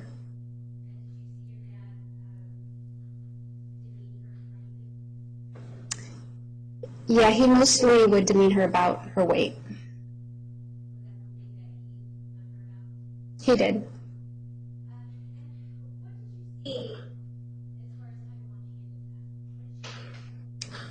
She normally she didn't really say anything. She wouldn't cower, but she would just not say much. I mean, sometimes my dad put a picture of her on the refrigerator when she was thinner, so every time she'd go to the refrigerator, she would see that. And she would take it down, and he would put it back up, and she would take it down, and he would put it back up. So I think she tried to avoid it, but she didn't really tell him to knock it off. But, nothing stands out in my mind.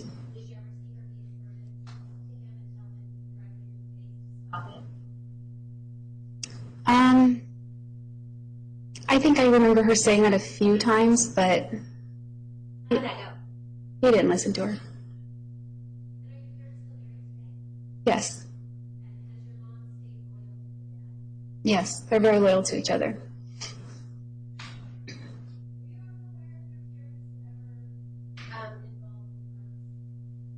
Yes. When I was 4, I have a distinct memory of going into my parents' bedroom. I didn't know what it was at the time, but there was a mirror with white powder and a razor. So I realize now what that was, or probably was. And also when I was 5, my uncle, my dad's brother, got married, and my dad was in the wedding, I was in the wedding. He brought cocaine to the wedding as part of the party.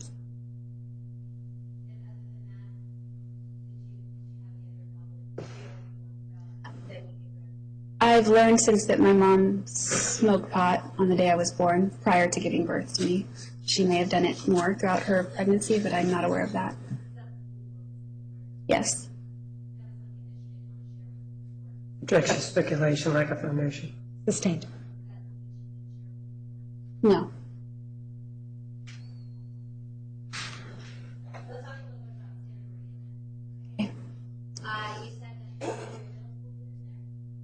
Yes.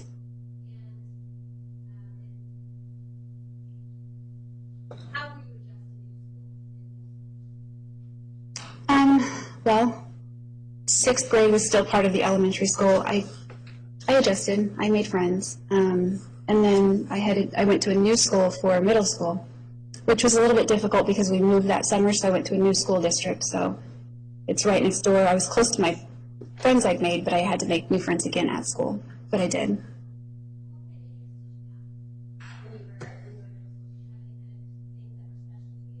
Yeah, I became interested in art very early on, so I took art class at school. When I was younger, I wanted to learn Spanish, so I couldn't wait to get to high school to take Spanish. But then in 8th grade, they offered it as an elective, so I was very excited to take that, so I did. They were. Mm-hmm. Mostly A's and B's for the most part till the last semester of 8th grade.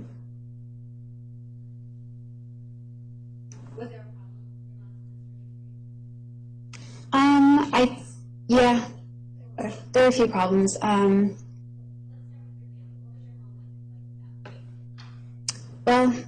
it wasn't as warm anymore.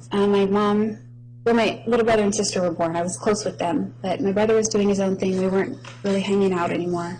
My mom was working full time. My dad was working full time. I was babysitting a lot. If I wasn't my little brother and sister. Yeah, and if they were home, the focus was on the babies. So we weren't really having dinner together anymore, or hanging out or going to the movies as a family. Things that we had done when I was little.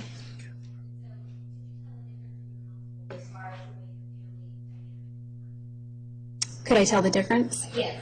Yes. By the time you were a little girl. Oh, yes. I could see a difference.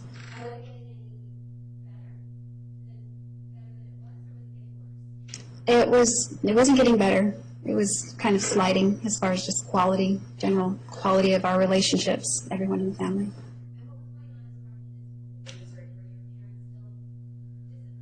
Yes. She was. He was still aggressive. He wasn't using the belt so much, he just began to shove me into furniture and scream and yell, things like that. Yes.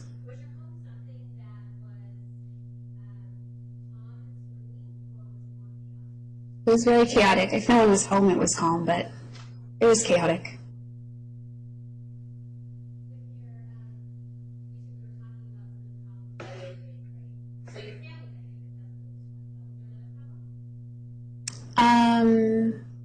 I think so, yes.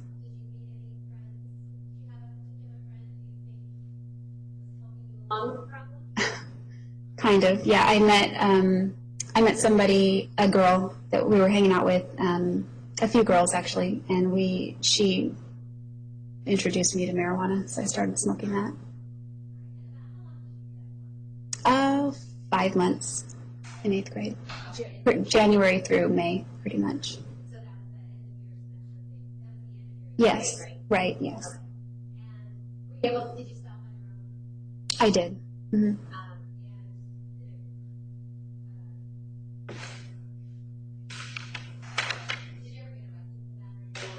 No. No.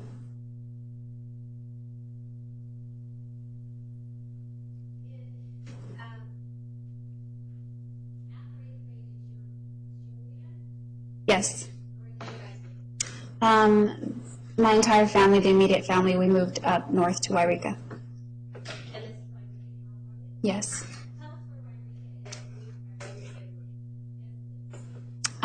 Salinas is about 2 hours south of San Francisco, about 20 miles inland. Santa Maria, I don't know miles, but it's about 3.5 hours south of Salinas. And I think Santa Maria to Salinas is roughly 600-700 miles. It's 15 minutes from the Oregon border. Wairika is, yes. Yeah, it's an all-day drive. Yeah, that's what I meant to say if I didn't.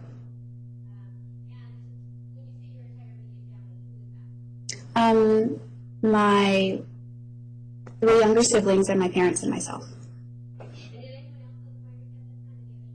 Yes, almost all of my mom's immediate family, all of her siblings and her parents were either in Wairika or in the area. Yes. So you were starting? Yes.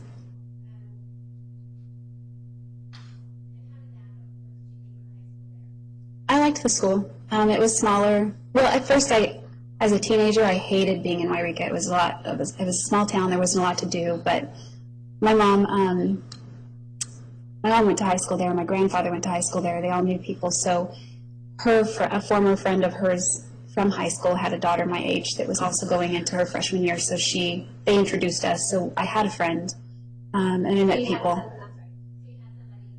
Right, a few people. Yeah. To know. Yes. Mm-hmm.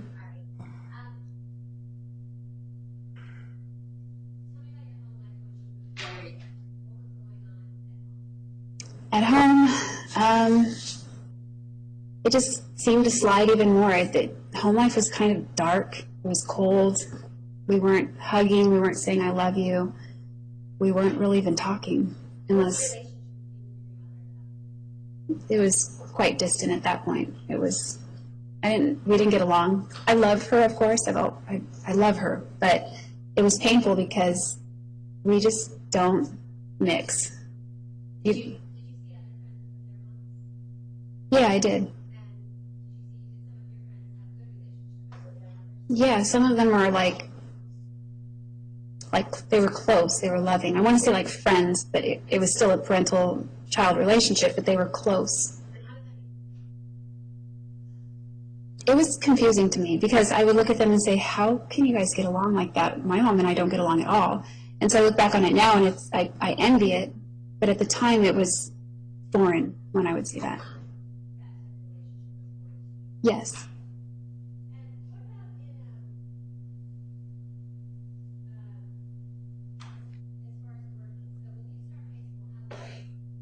I am 15.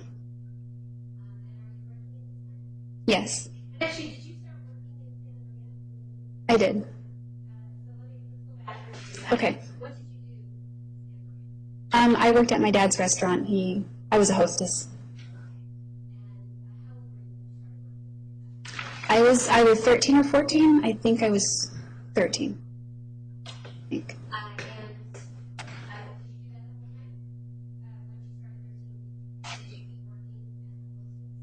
No. Yes, until I moved to Eureka, yes.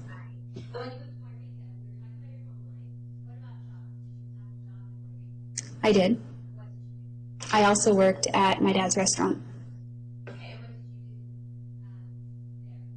When I started working at that restaurant, I was waiting tables. It was called Claim Jumpers Family Restaurant. No, it's not part of the chain. Yes.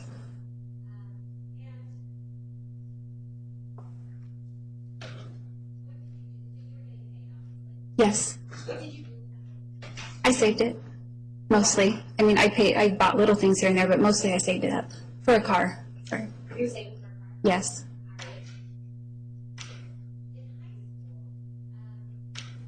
What kinds of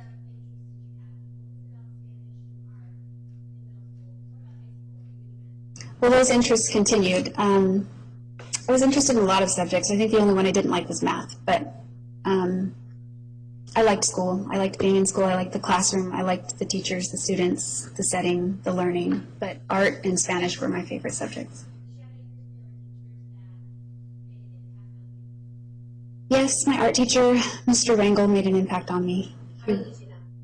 He saw, I think he saw talent in me, and he recognized that, and he praised my art. Yes. encourage you? Yes, he did. Mm-hmm.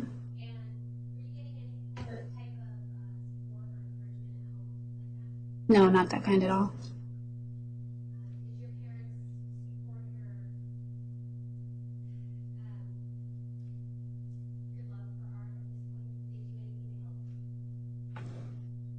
Not at this point, no.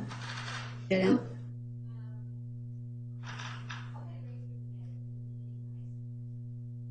In the beginning, I was getting A's and B's mostly. I wasn't 4.0, but I was in like the high 3 point whatever grade average. I did. Yeah, I really liked school.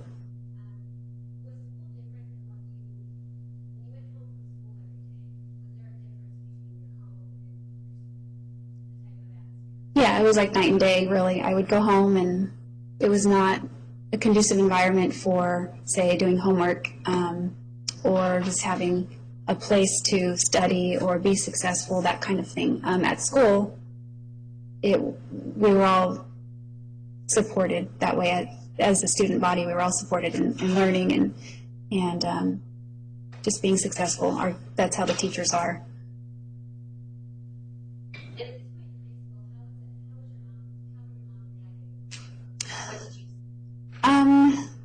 Kind of the same old thing. He would berate her, but he was also complimentary toward her. It's kind of like a strange paradox. If there was a pretty woman on TV and we were watching, he would say, well, she's not as pretty as your mom, in her presence when we were there. And then other times he would say things that were very degrading toward her. Yes.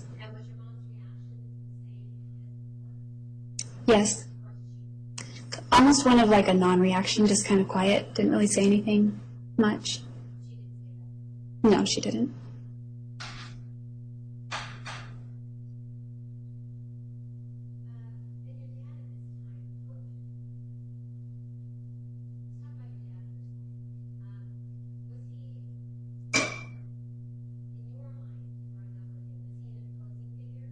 Yes, he was. He was huge. He was a bodybuilder. He had huge biceps, huge shoulders. He was tall to me. He's 5'11", so he's tall, but not really tall. But growing up, he seemed huge.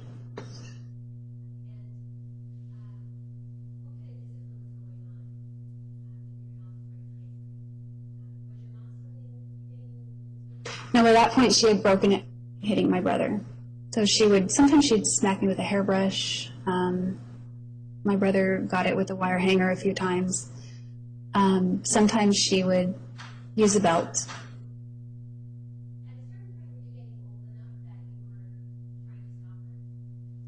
Yeah, I was trying to. Well, there was a few times when I would try to grab her hands and prevent her from hitting me.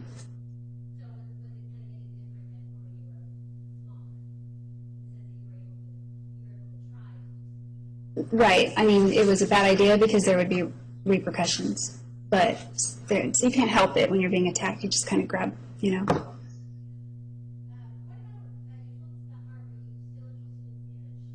Yes. I did. Yes.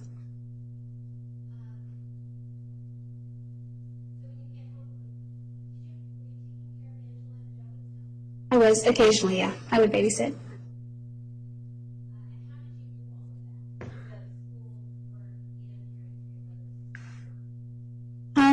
Well, school was not the #1 priority in the house. More, it was chores and, you know, contributing. If I went to sleep at night without doing the dishes and it was my turn to do the dishes, and I went to school without that, instead of being able to come home and do my schoolwork, I had to drop everything, go get that done first, and then if you want to do whatever you want to do, you can do that. But those kinds of, and maybe I was just slacking off as a teenager, but there wasn't a lot of encouragement as far as just focus on your school and do your work and that kind of thing. There was not. There was no emphasis there.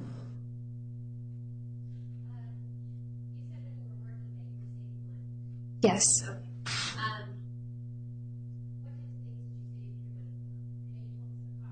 Right. Yes. I did. Yes. Yes. I continued to work. At one point it broke down and my dad helped me. But mostly I paid the gas, I paid the insurance, I paid for the car itself. And I just continued working and making a little bit of money. It's a slow town, but that's how I did it.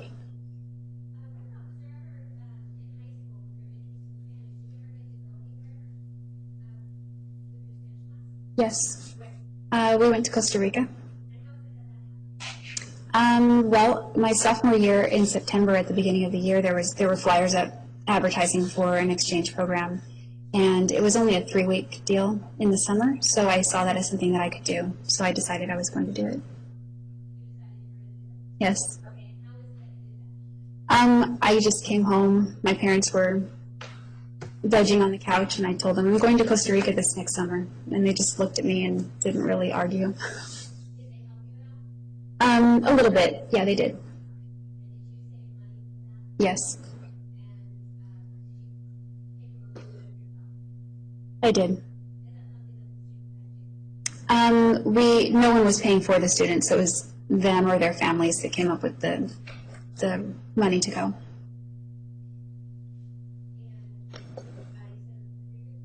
Yes. This would have been the summer 1997.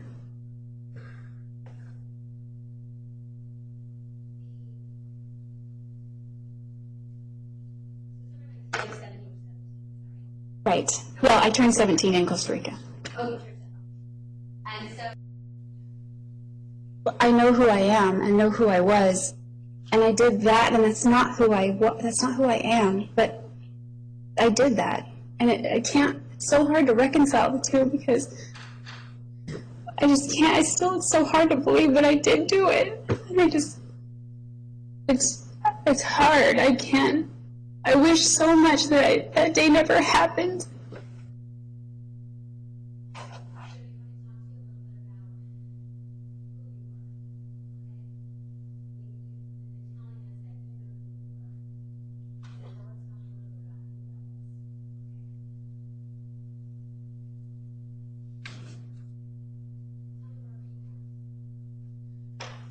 I was born in Salinas, California. July 9th, 1980. Yes.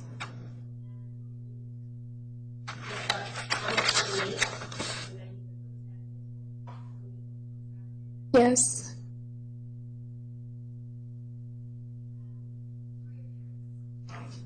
My parents' names are Bill and Sandy Arias. They are. They're living in Wairika. My mom is living here during the trial, and my dad is. Yes. Yes. I have two. Both of my grandmothers are living.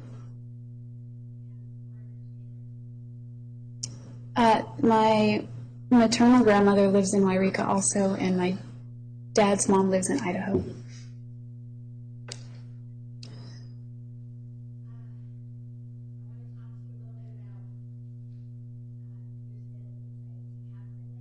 Yes. Well, I have an older half-sister from my dad's previous marriage. She's 5 years older than I am. And then I'm the first of my parents. And then I do. I have 3 younger siblings. My brother Carl came 2 years after I did. My sister Angela was born when I was 11. And my youngest brother Joseph, or Joey, he was born when I was 13.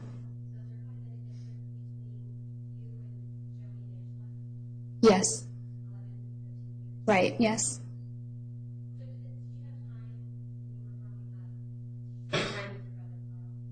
Yes, we played a lot. Yes. Harrison showing you exhibit number 688. Do you recognize that? Yeah, I do. Is that a picture of you and your brother? Yes.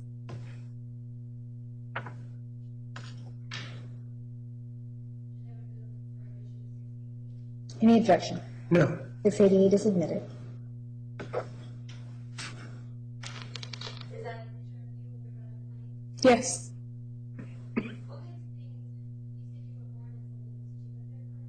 Yes. Till I was like a month from turning 12, so I was 11, but almost 12. Yes.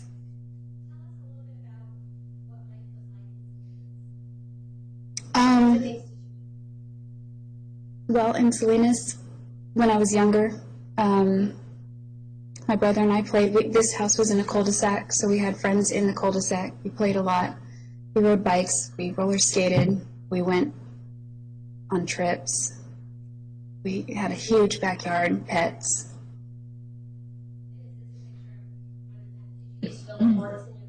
We did. We took furniture and blankets and made forts and things and played all day. This was probably on Saturday morning. We weren't in school.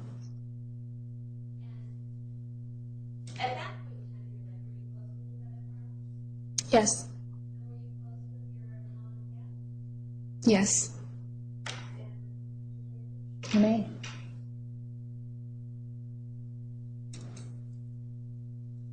Is that picture I'm showing you exhibit number 689? Yes. This is another picture of brother Carl. I'm sorry, you and your brother. Yes.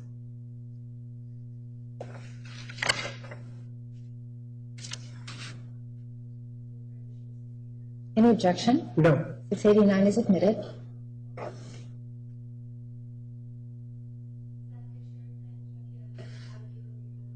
Yes.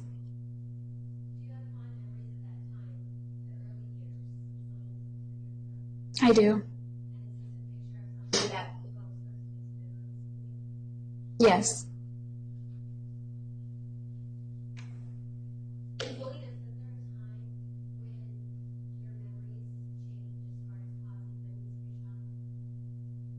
There is, yes. There wasn't one defining moment, but around age 7, things began to change in my household. My parents' discipline grew a lot more. I'm sorry. My parents, their discipline became more severe. Well, my mom began to carry a wooden spoon around in her purse, and wherever we were, whether it was at home or out somewhere, if we were misbehaving, she would just pull it out and whack us with it. My dad began to use a belt on my brother and I.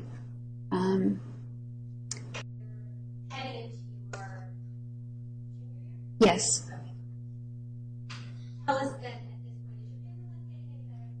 No, it's getting worse. My relationship with my dad was getting more hostile, I guess. He was getting a little bit, the discipline did not increase in frequency, but it increased in severity. He was yelling and angry, and I remember getting shoved into the piano. One time I was shoved into a door frame and I hit my head on the side here and I passed out. I lost consciousness briefly and I slid down the wall. Oh yeah, I was arguing with my mom.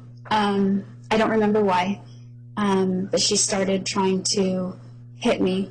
I don't remember with what, but I grabbed her hands and we had locked hands like this and she was digging her acrylic nails into my skin and it hurt and my dad got involved. He got up and that's when... What did your dad do? What did he do? He got up from the chair he was sitting in and came over and somehow, I guess, he separated us and well, he didn't throw me, but he shoved me into the door frame. Yes. And you said you lost consciousness? Yes. What happened? I'm sure it was brief because the next thing I remember is I was sitting slumped on the floor and my mom was holding my chin up and yelling at me. She was continuing to yell at me whatever she was yelling before. I don't remember what it was. Did you hear her say? Yeah, I did hear her say, "Be careful, Bill." I heard her say that. It was...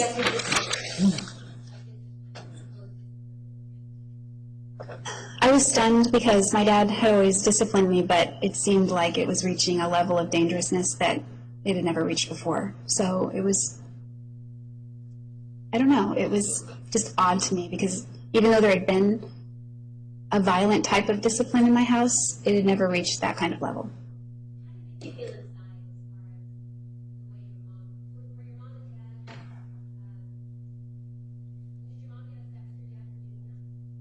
She didn't really seem to. No, well, it drives the wedge even farther between us. I felt more distanced than ever between my parents. Like, I just didn't feel like we were a family. We were a family, but we weren't acting that way. There were no warm feelings between us. There was no ill will, but like I said, there was no hugging, there was no I love you. It just became worse and more distant and more cold and just a little bit, it just felt darker in the house.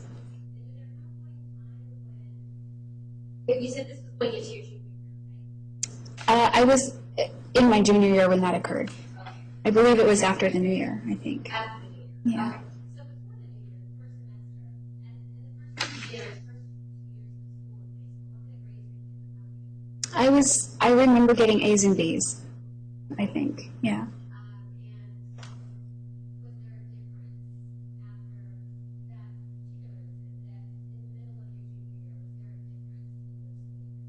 Yes, the grades began to slide. I was taking an advanced placement college class, so the workload was higher, but the home environment was no more conducive to that, and the relationship with my parents was sliding. I didn't have a relationship with my brother really anymore. Yes, Carl. And it just became, my grades began to slide. I wasn't really making it. Not really. I finished, I guess, with D's and F's and almost no attendance toward the end.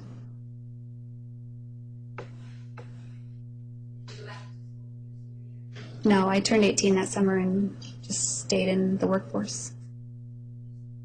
Yes.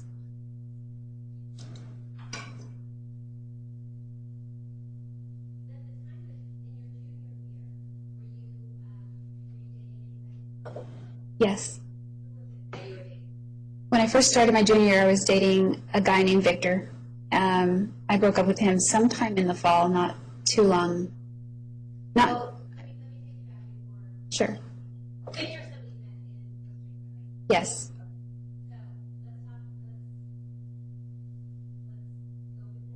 Okay. Yes. 15. Not initially, we were just friends. But then eventually, like, I met him in the summer, and I think by the new year, or slightly after the new year, and sometime in January, we decided to be boyfriend-girlfriend. I was still 15. He was 18. No, he was out of high school. I don't recall, but it didn't last till the end of the school year. It didn't last very long. He was getting very serious, and so I felt like it was just it was a little bit heavy. He was saying, "I love you," and he wanted to spend forever with me and that sort of thing. So it just seemed a little bit intense and serious, so I broke up with him.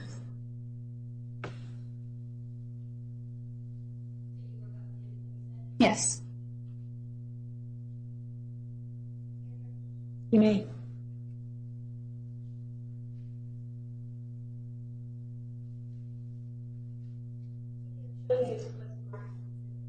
And 6. Do you recognize these? I do. One a family picture, one a picture of you in the sweaters. Yes.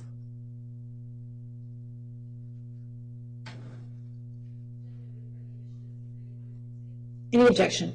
Lack of foundation. Dates? Sustained.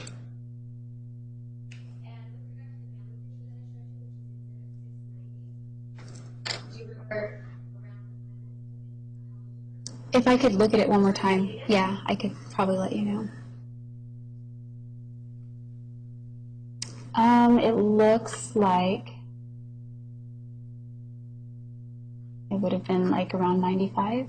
Judge, she keeps trying off and I'm having difficulty hearing her. I'm wondering if perhaps you could follow the microphone. Yeah, I'm sorry. I don't know the exact date, but I believe it was mid-90s is when that picture was taken. Yes. Any objection? No. 690 is admitted.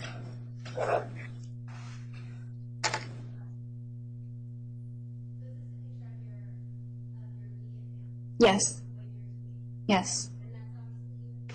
Yes. Yes. Right. Angela. Yes. Yes.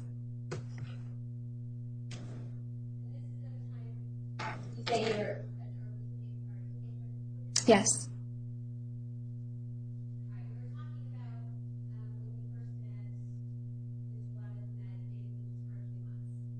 Initially, yes. You went to Costa Rica? Yes. No. Right after. Oh, yeah, in high school, but it was in the summer. Yes.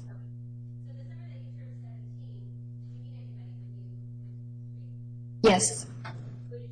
I stayed with a family there, an exchange family, and one of the family members was a guy named Victor. He was about my age. What was Victor's last name? The last name was Arias. That's an Arias family, a different Arias family.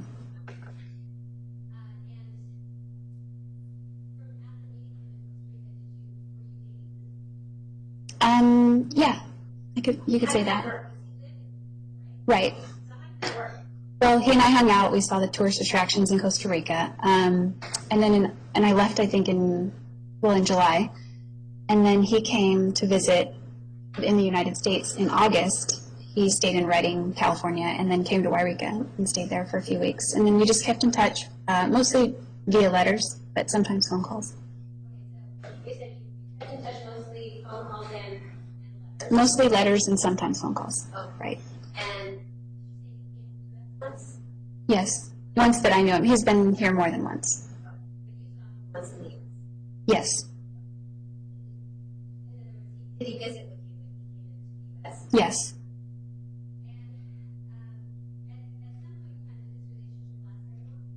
I wouldn't say long, no. It got to a point where, I mean, he's a nice guy, he's good looking, but he was very, we argued a lot. He didn't like for me to talk to other people. How do I say it? He was kind of possessive, and it was just not my thing. Yes.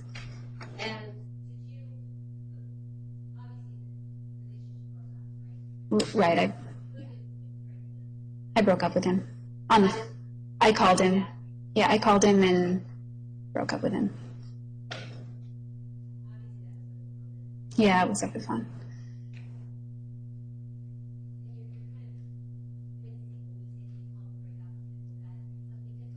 Yeah, it just seems kind of messed up to break up with somebody on the phone. It's something, I think, because, I mean, I knew he loved me. It was difficult. I heard him crying on the other end of the line.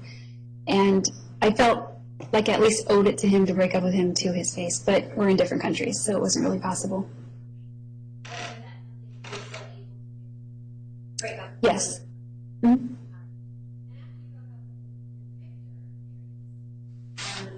Did you end up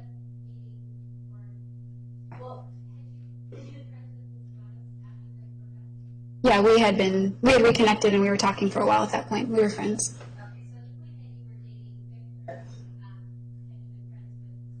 Yes.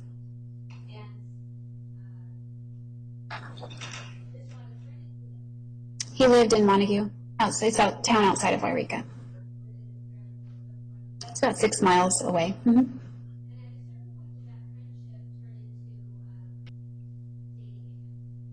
Yeah, several months later it did. From the time, I guess, that I broke up with Victor. Right? I don't remember exactly the date that I broke up with Victor, but it was in the fall, and Bobby and I began dating again on the 1st of the new year.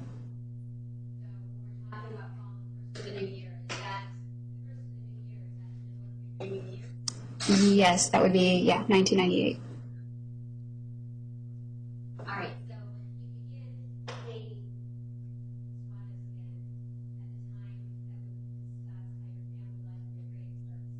Yes. all at the same time? Right. All in this. A lot was going on that year.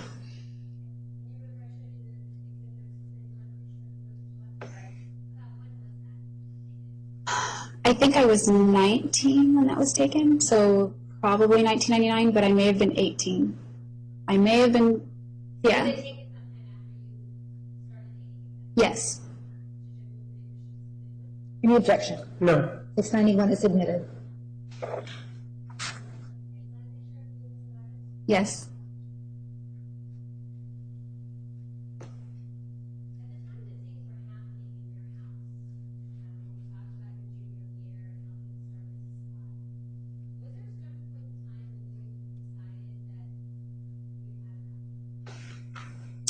At home, yes. Right, there was.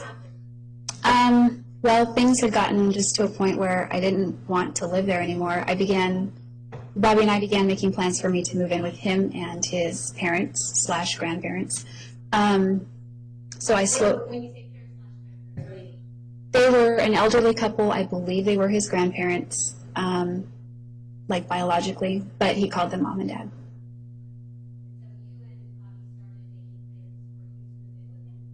Yes. And you're still in high school? Yes.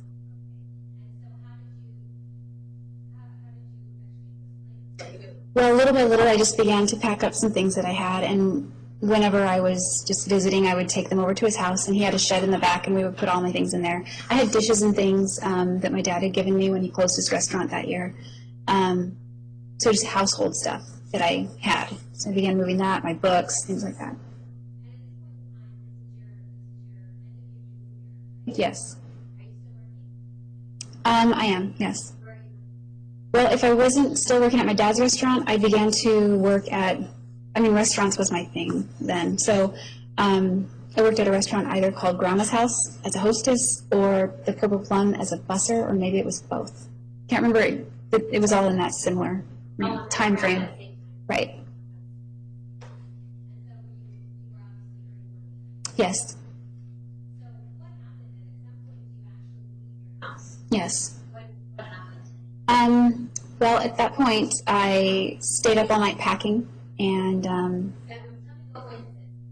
this is 3 months before I was 18. 1998. Yeah, 98. I would have turned 18 that July, so this would have been roughly April, I think. It was sometime in the spring. I packed up all my things all night long, and then I picked up my cat and walked out the door about 7 o'clock in the morning and drove out to his house, dropped everything off, and then I went to school. My mom was in the kitchen. Yeah, you can see the front door from the kitchen, and she saw me with my cat, and she said, "What are you doing?" And I just said, "Nothing." And I just shut the door, and I took off in my car. And then I called. Yes. I called her when I got there that morning, just so that they were aware of what I was doing at that point. Yes. No.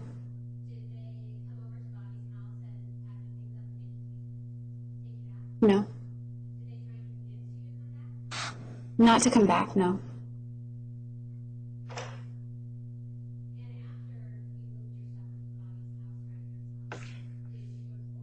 I did that day. Mm-hmm. Well, pretty much. Well, things were already getting difficult, but I think that was sort of a turning point where things really began to go south, where I couldn't salvage my grades anymore at that point.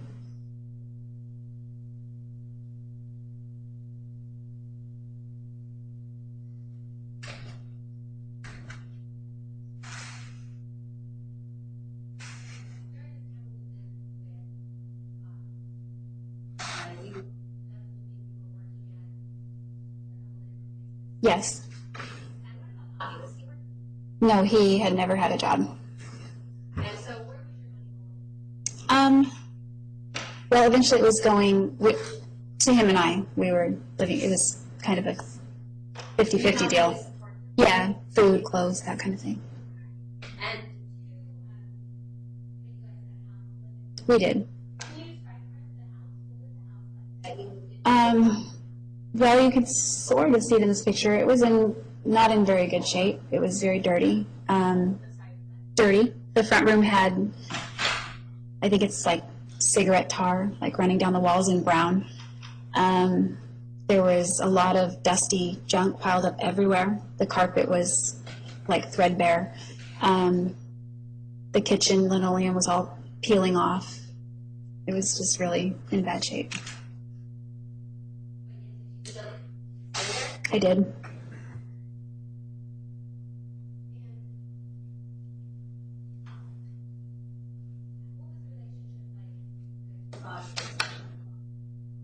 It was all right, I thought.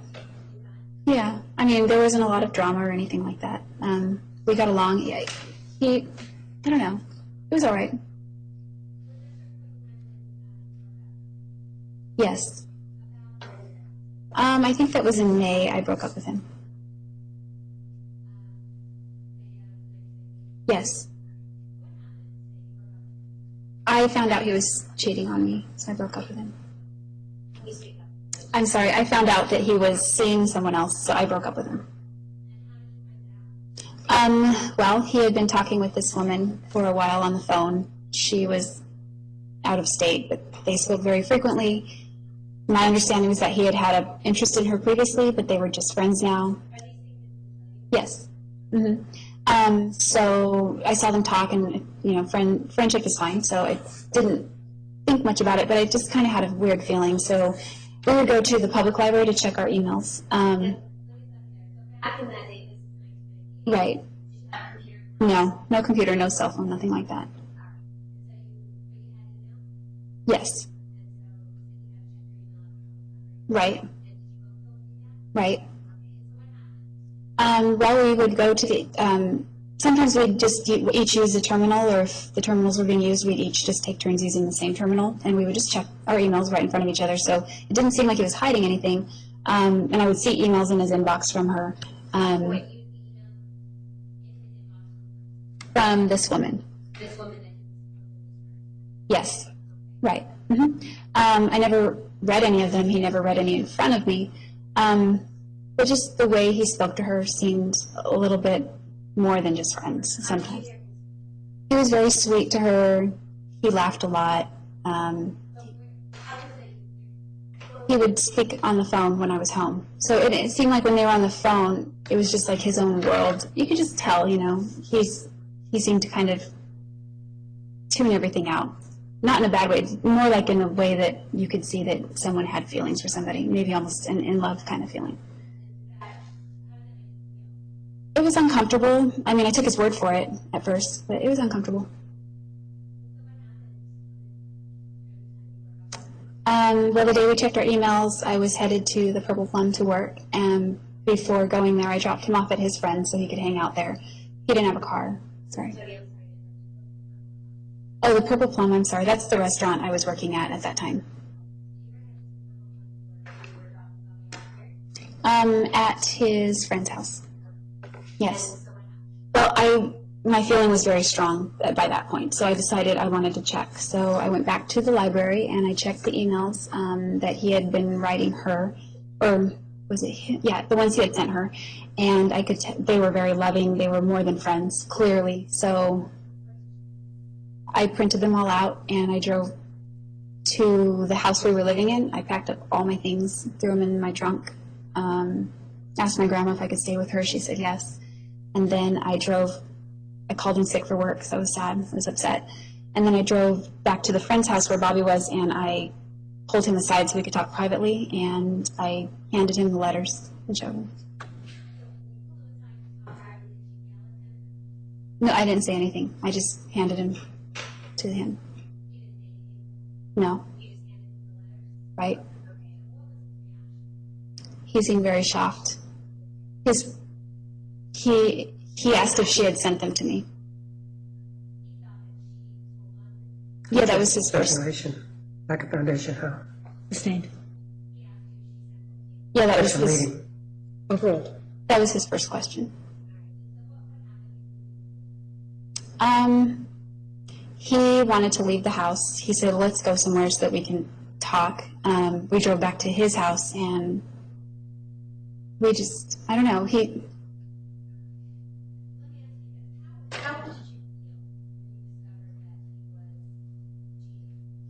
I felt awful. It was very hurtful. I felt deceived, of course, and I just felt really hurt. He was very sweet and loving toward her. He treated her, I thought, better than he was treating me.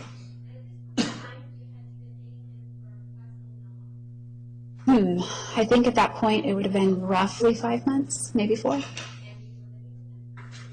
Yes.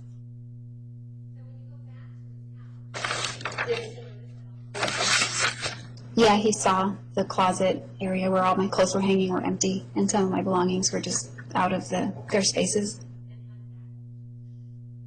He got upset. He said it made him sick to his stomach to see that I had moved everything out. He felt really bad.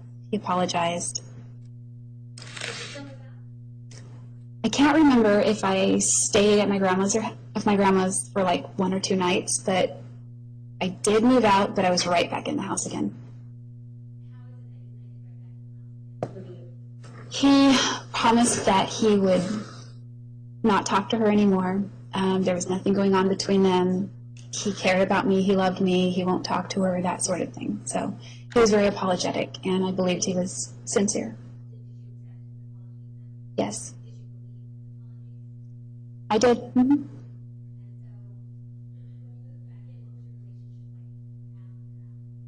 At that point, it wasn't that great. I mean, it just seemed to get emotionally more chaotic. Like, there was turmoil as far as that goes. Yeah, emotionally, like, he was a little bit more upset all the time. I can't really describe it. He would kind of play mind games, I guess you could say it like that. Yeah, I mean, it wasn't super rocky, but it got rockier as time went on.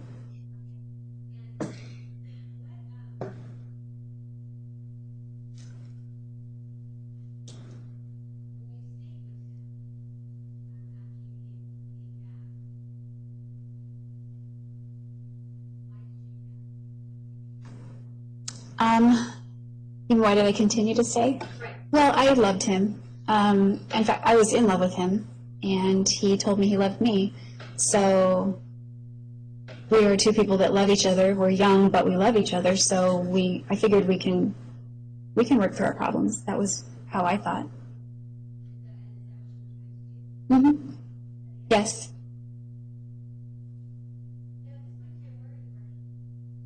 I believe I was still at the Purple Plum.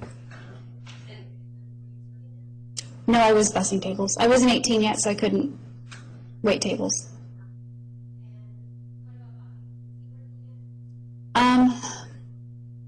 No, he didn't have a job. Yes.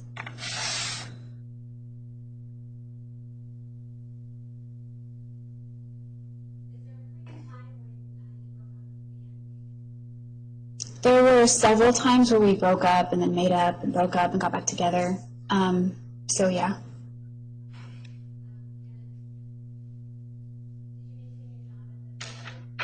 No, at one point I decided to move to Chico, California, which is just north of Sacramento. That didn't work out, so I was right back. At that time, I was... Okay. Bobby and I don't remember exact timelines, but somehow he decided again that he wanted to try to work things out with this other girl. So she bought a Greyhound ticket and came into town and stayed with him, and I was out of there. So I left. Oh yeah, I moved out before she got there. And I went to Chico. I stayed with some friends there to see if that was where I wanted to live and maybe get an apartment and work. I came back to Wairika briefly for more of my stuff or to visit family. I can't remember, but I was only gone about 4 days and I came back. And let's see, I don't remember how Bobby and I reconnected, but we went to Carl's Jr. and he takes my hands and says, "I just know things are going to work out between us." And that was very shocking to me because I thought he was trying to be with this other girl.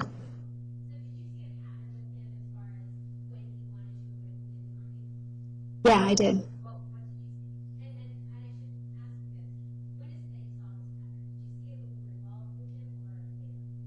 Well, looking back, I see that it was a pattern almost from the beginning, but I didn't notice it until later, like later on in the relationship. It seemed like when he had somebody there to provide for him, he didn't need me or want me. But when somebody wasn't there and he needed food or he needed clothes, he was trying to make the relationship work.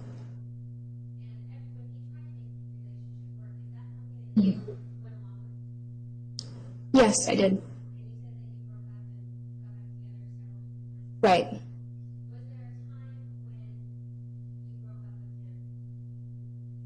Yes. This was late 1999. Yes. Probably. That could have easily been in 1999. Yeah.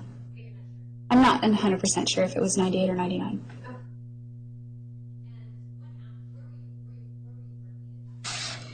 I was at Denny's. I began to work at Denny's in August 1998. I believe it was August. In Wairika. I was waiting tables. Right. In August of 1998. Yes.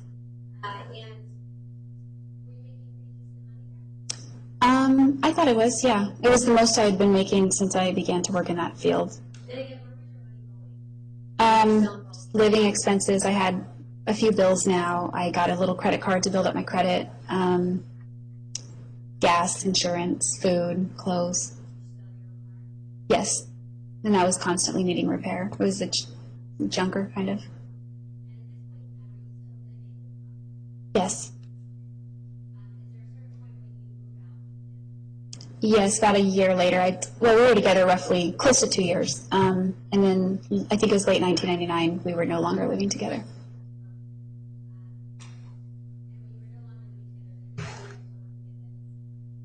Yes, I was still working at Denny's till late 1999 also.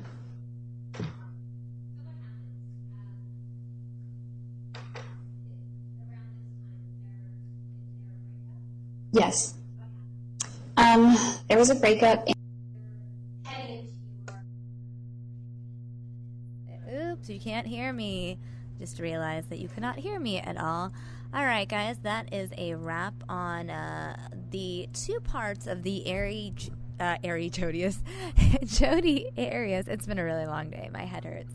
That is part 2 of the Jodi Arias secret testimony. We aired parts 1 and 2. We will be bringing you the rest of the secret testimony on Monday on News Now. Thank you guys so much for tuning in all day. It's been a long day. I hope you guys have a wonderful Friday night, and I will see you guys again on Monday. I'm Samia Khan, and thanks for watching. I'll see you guys next time.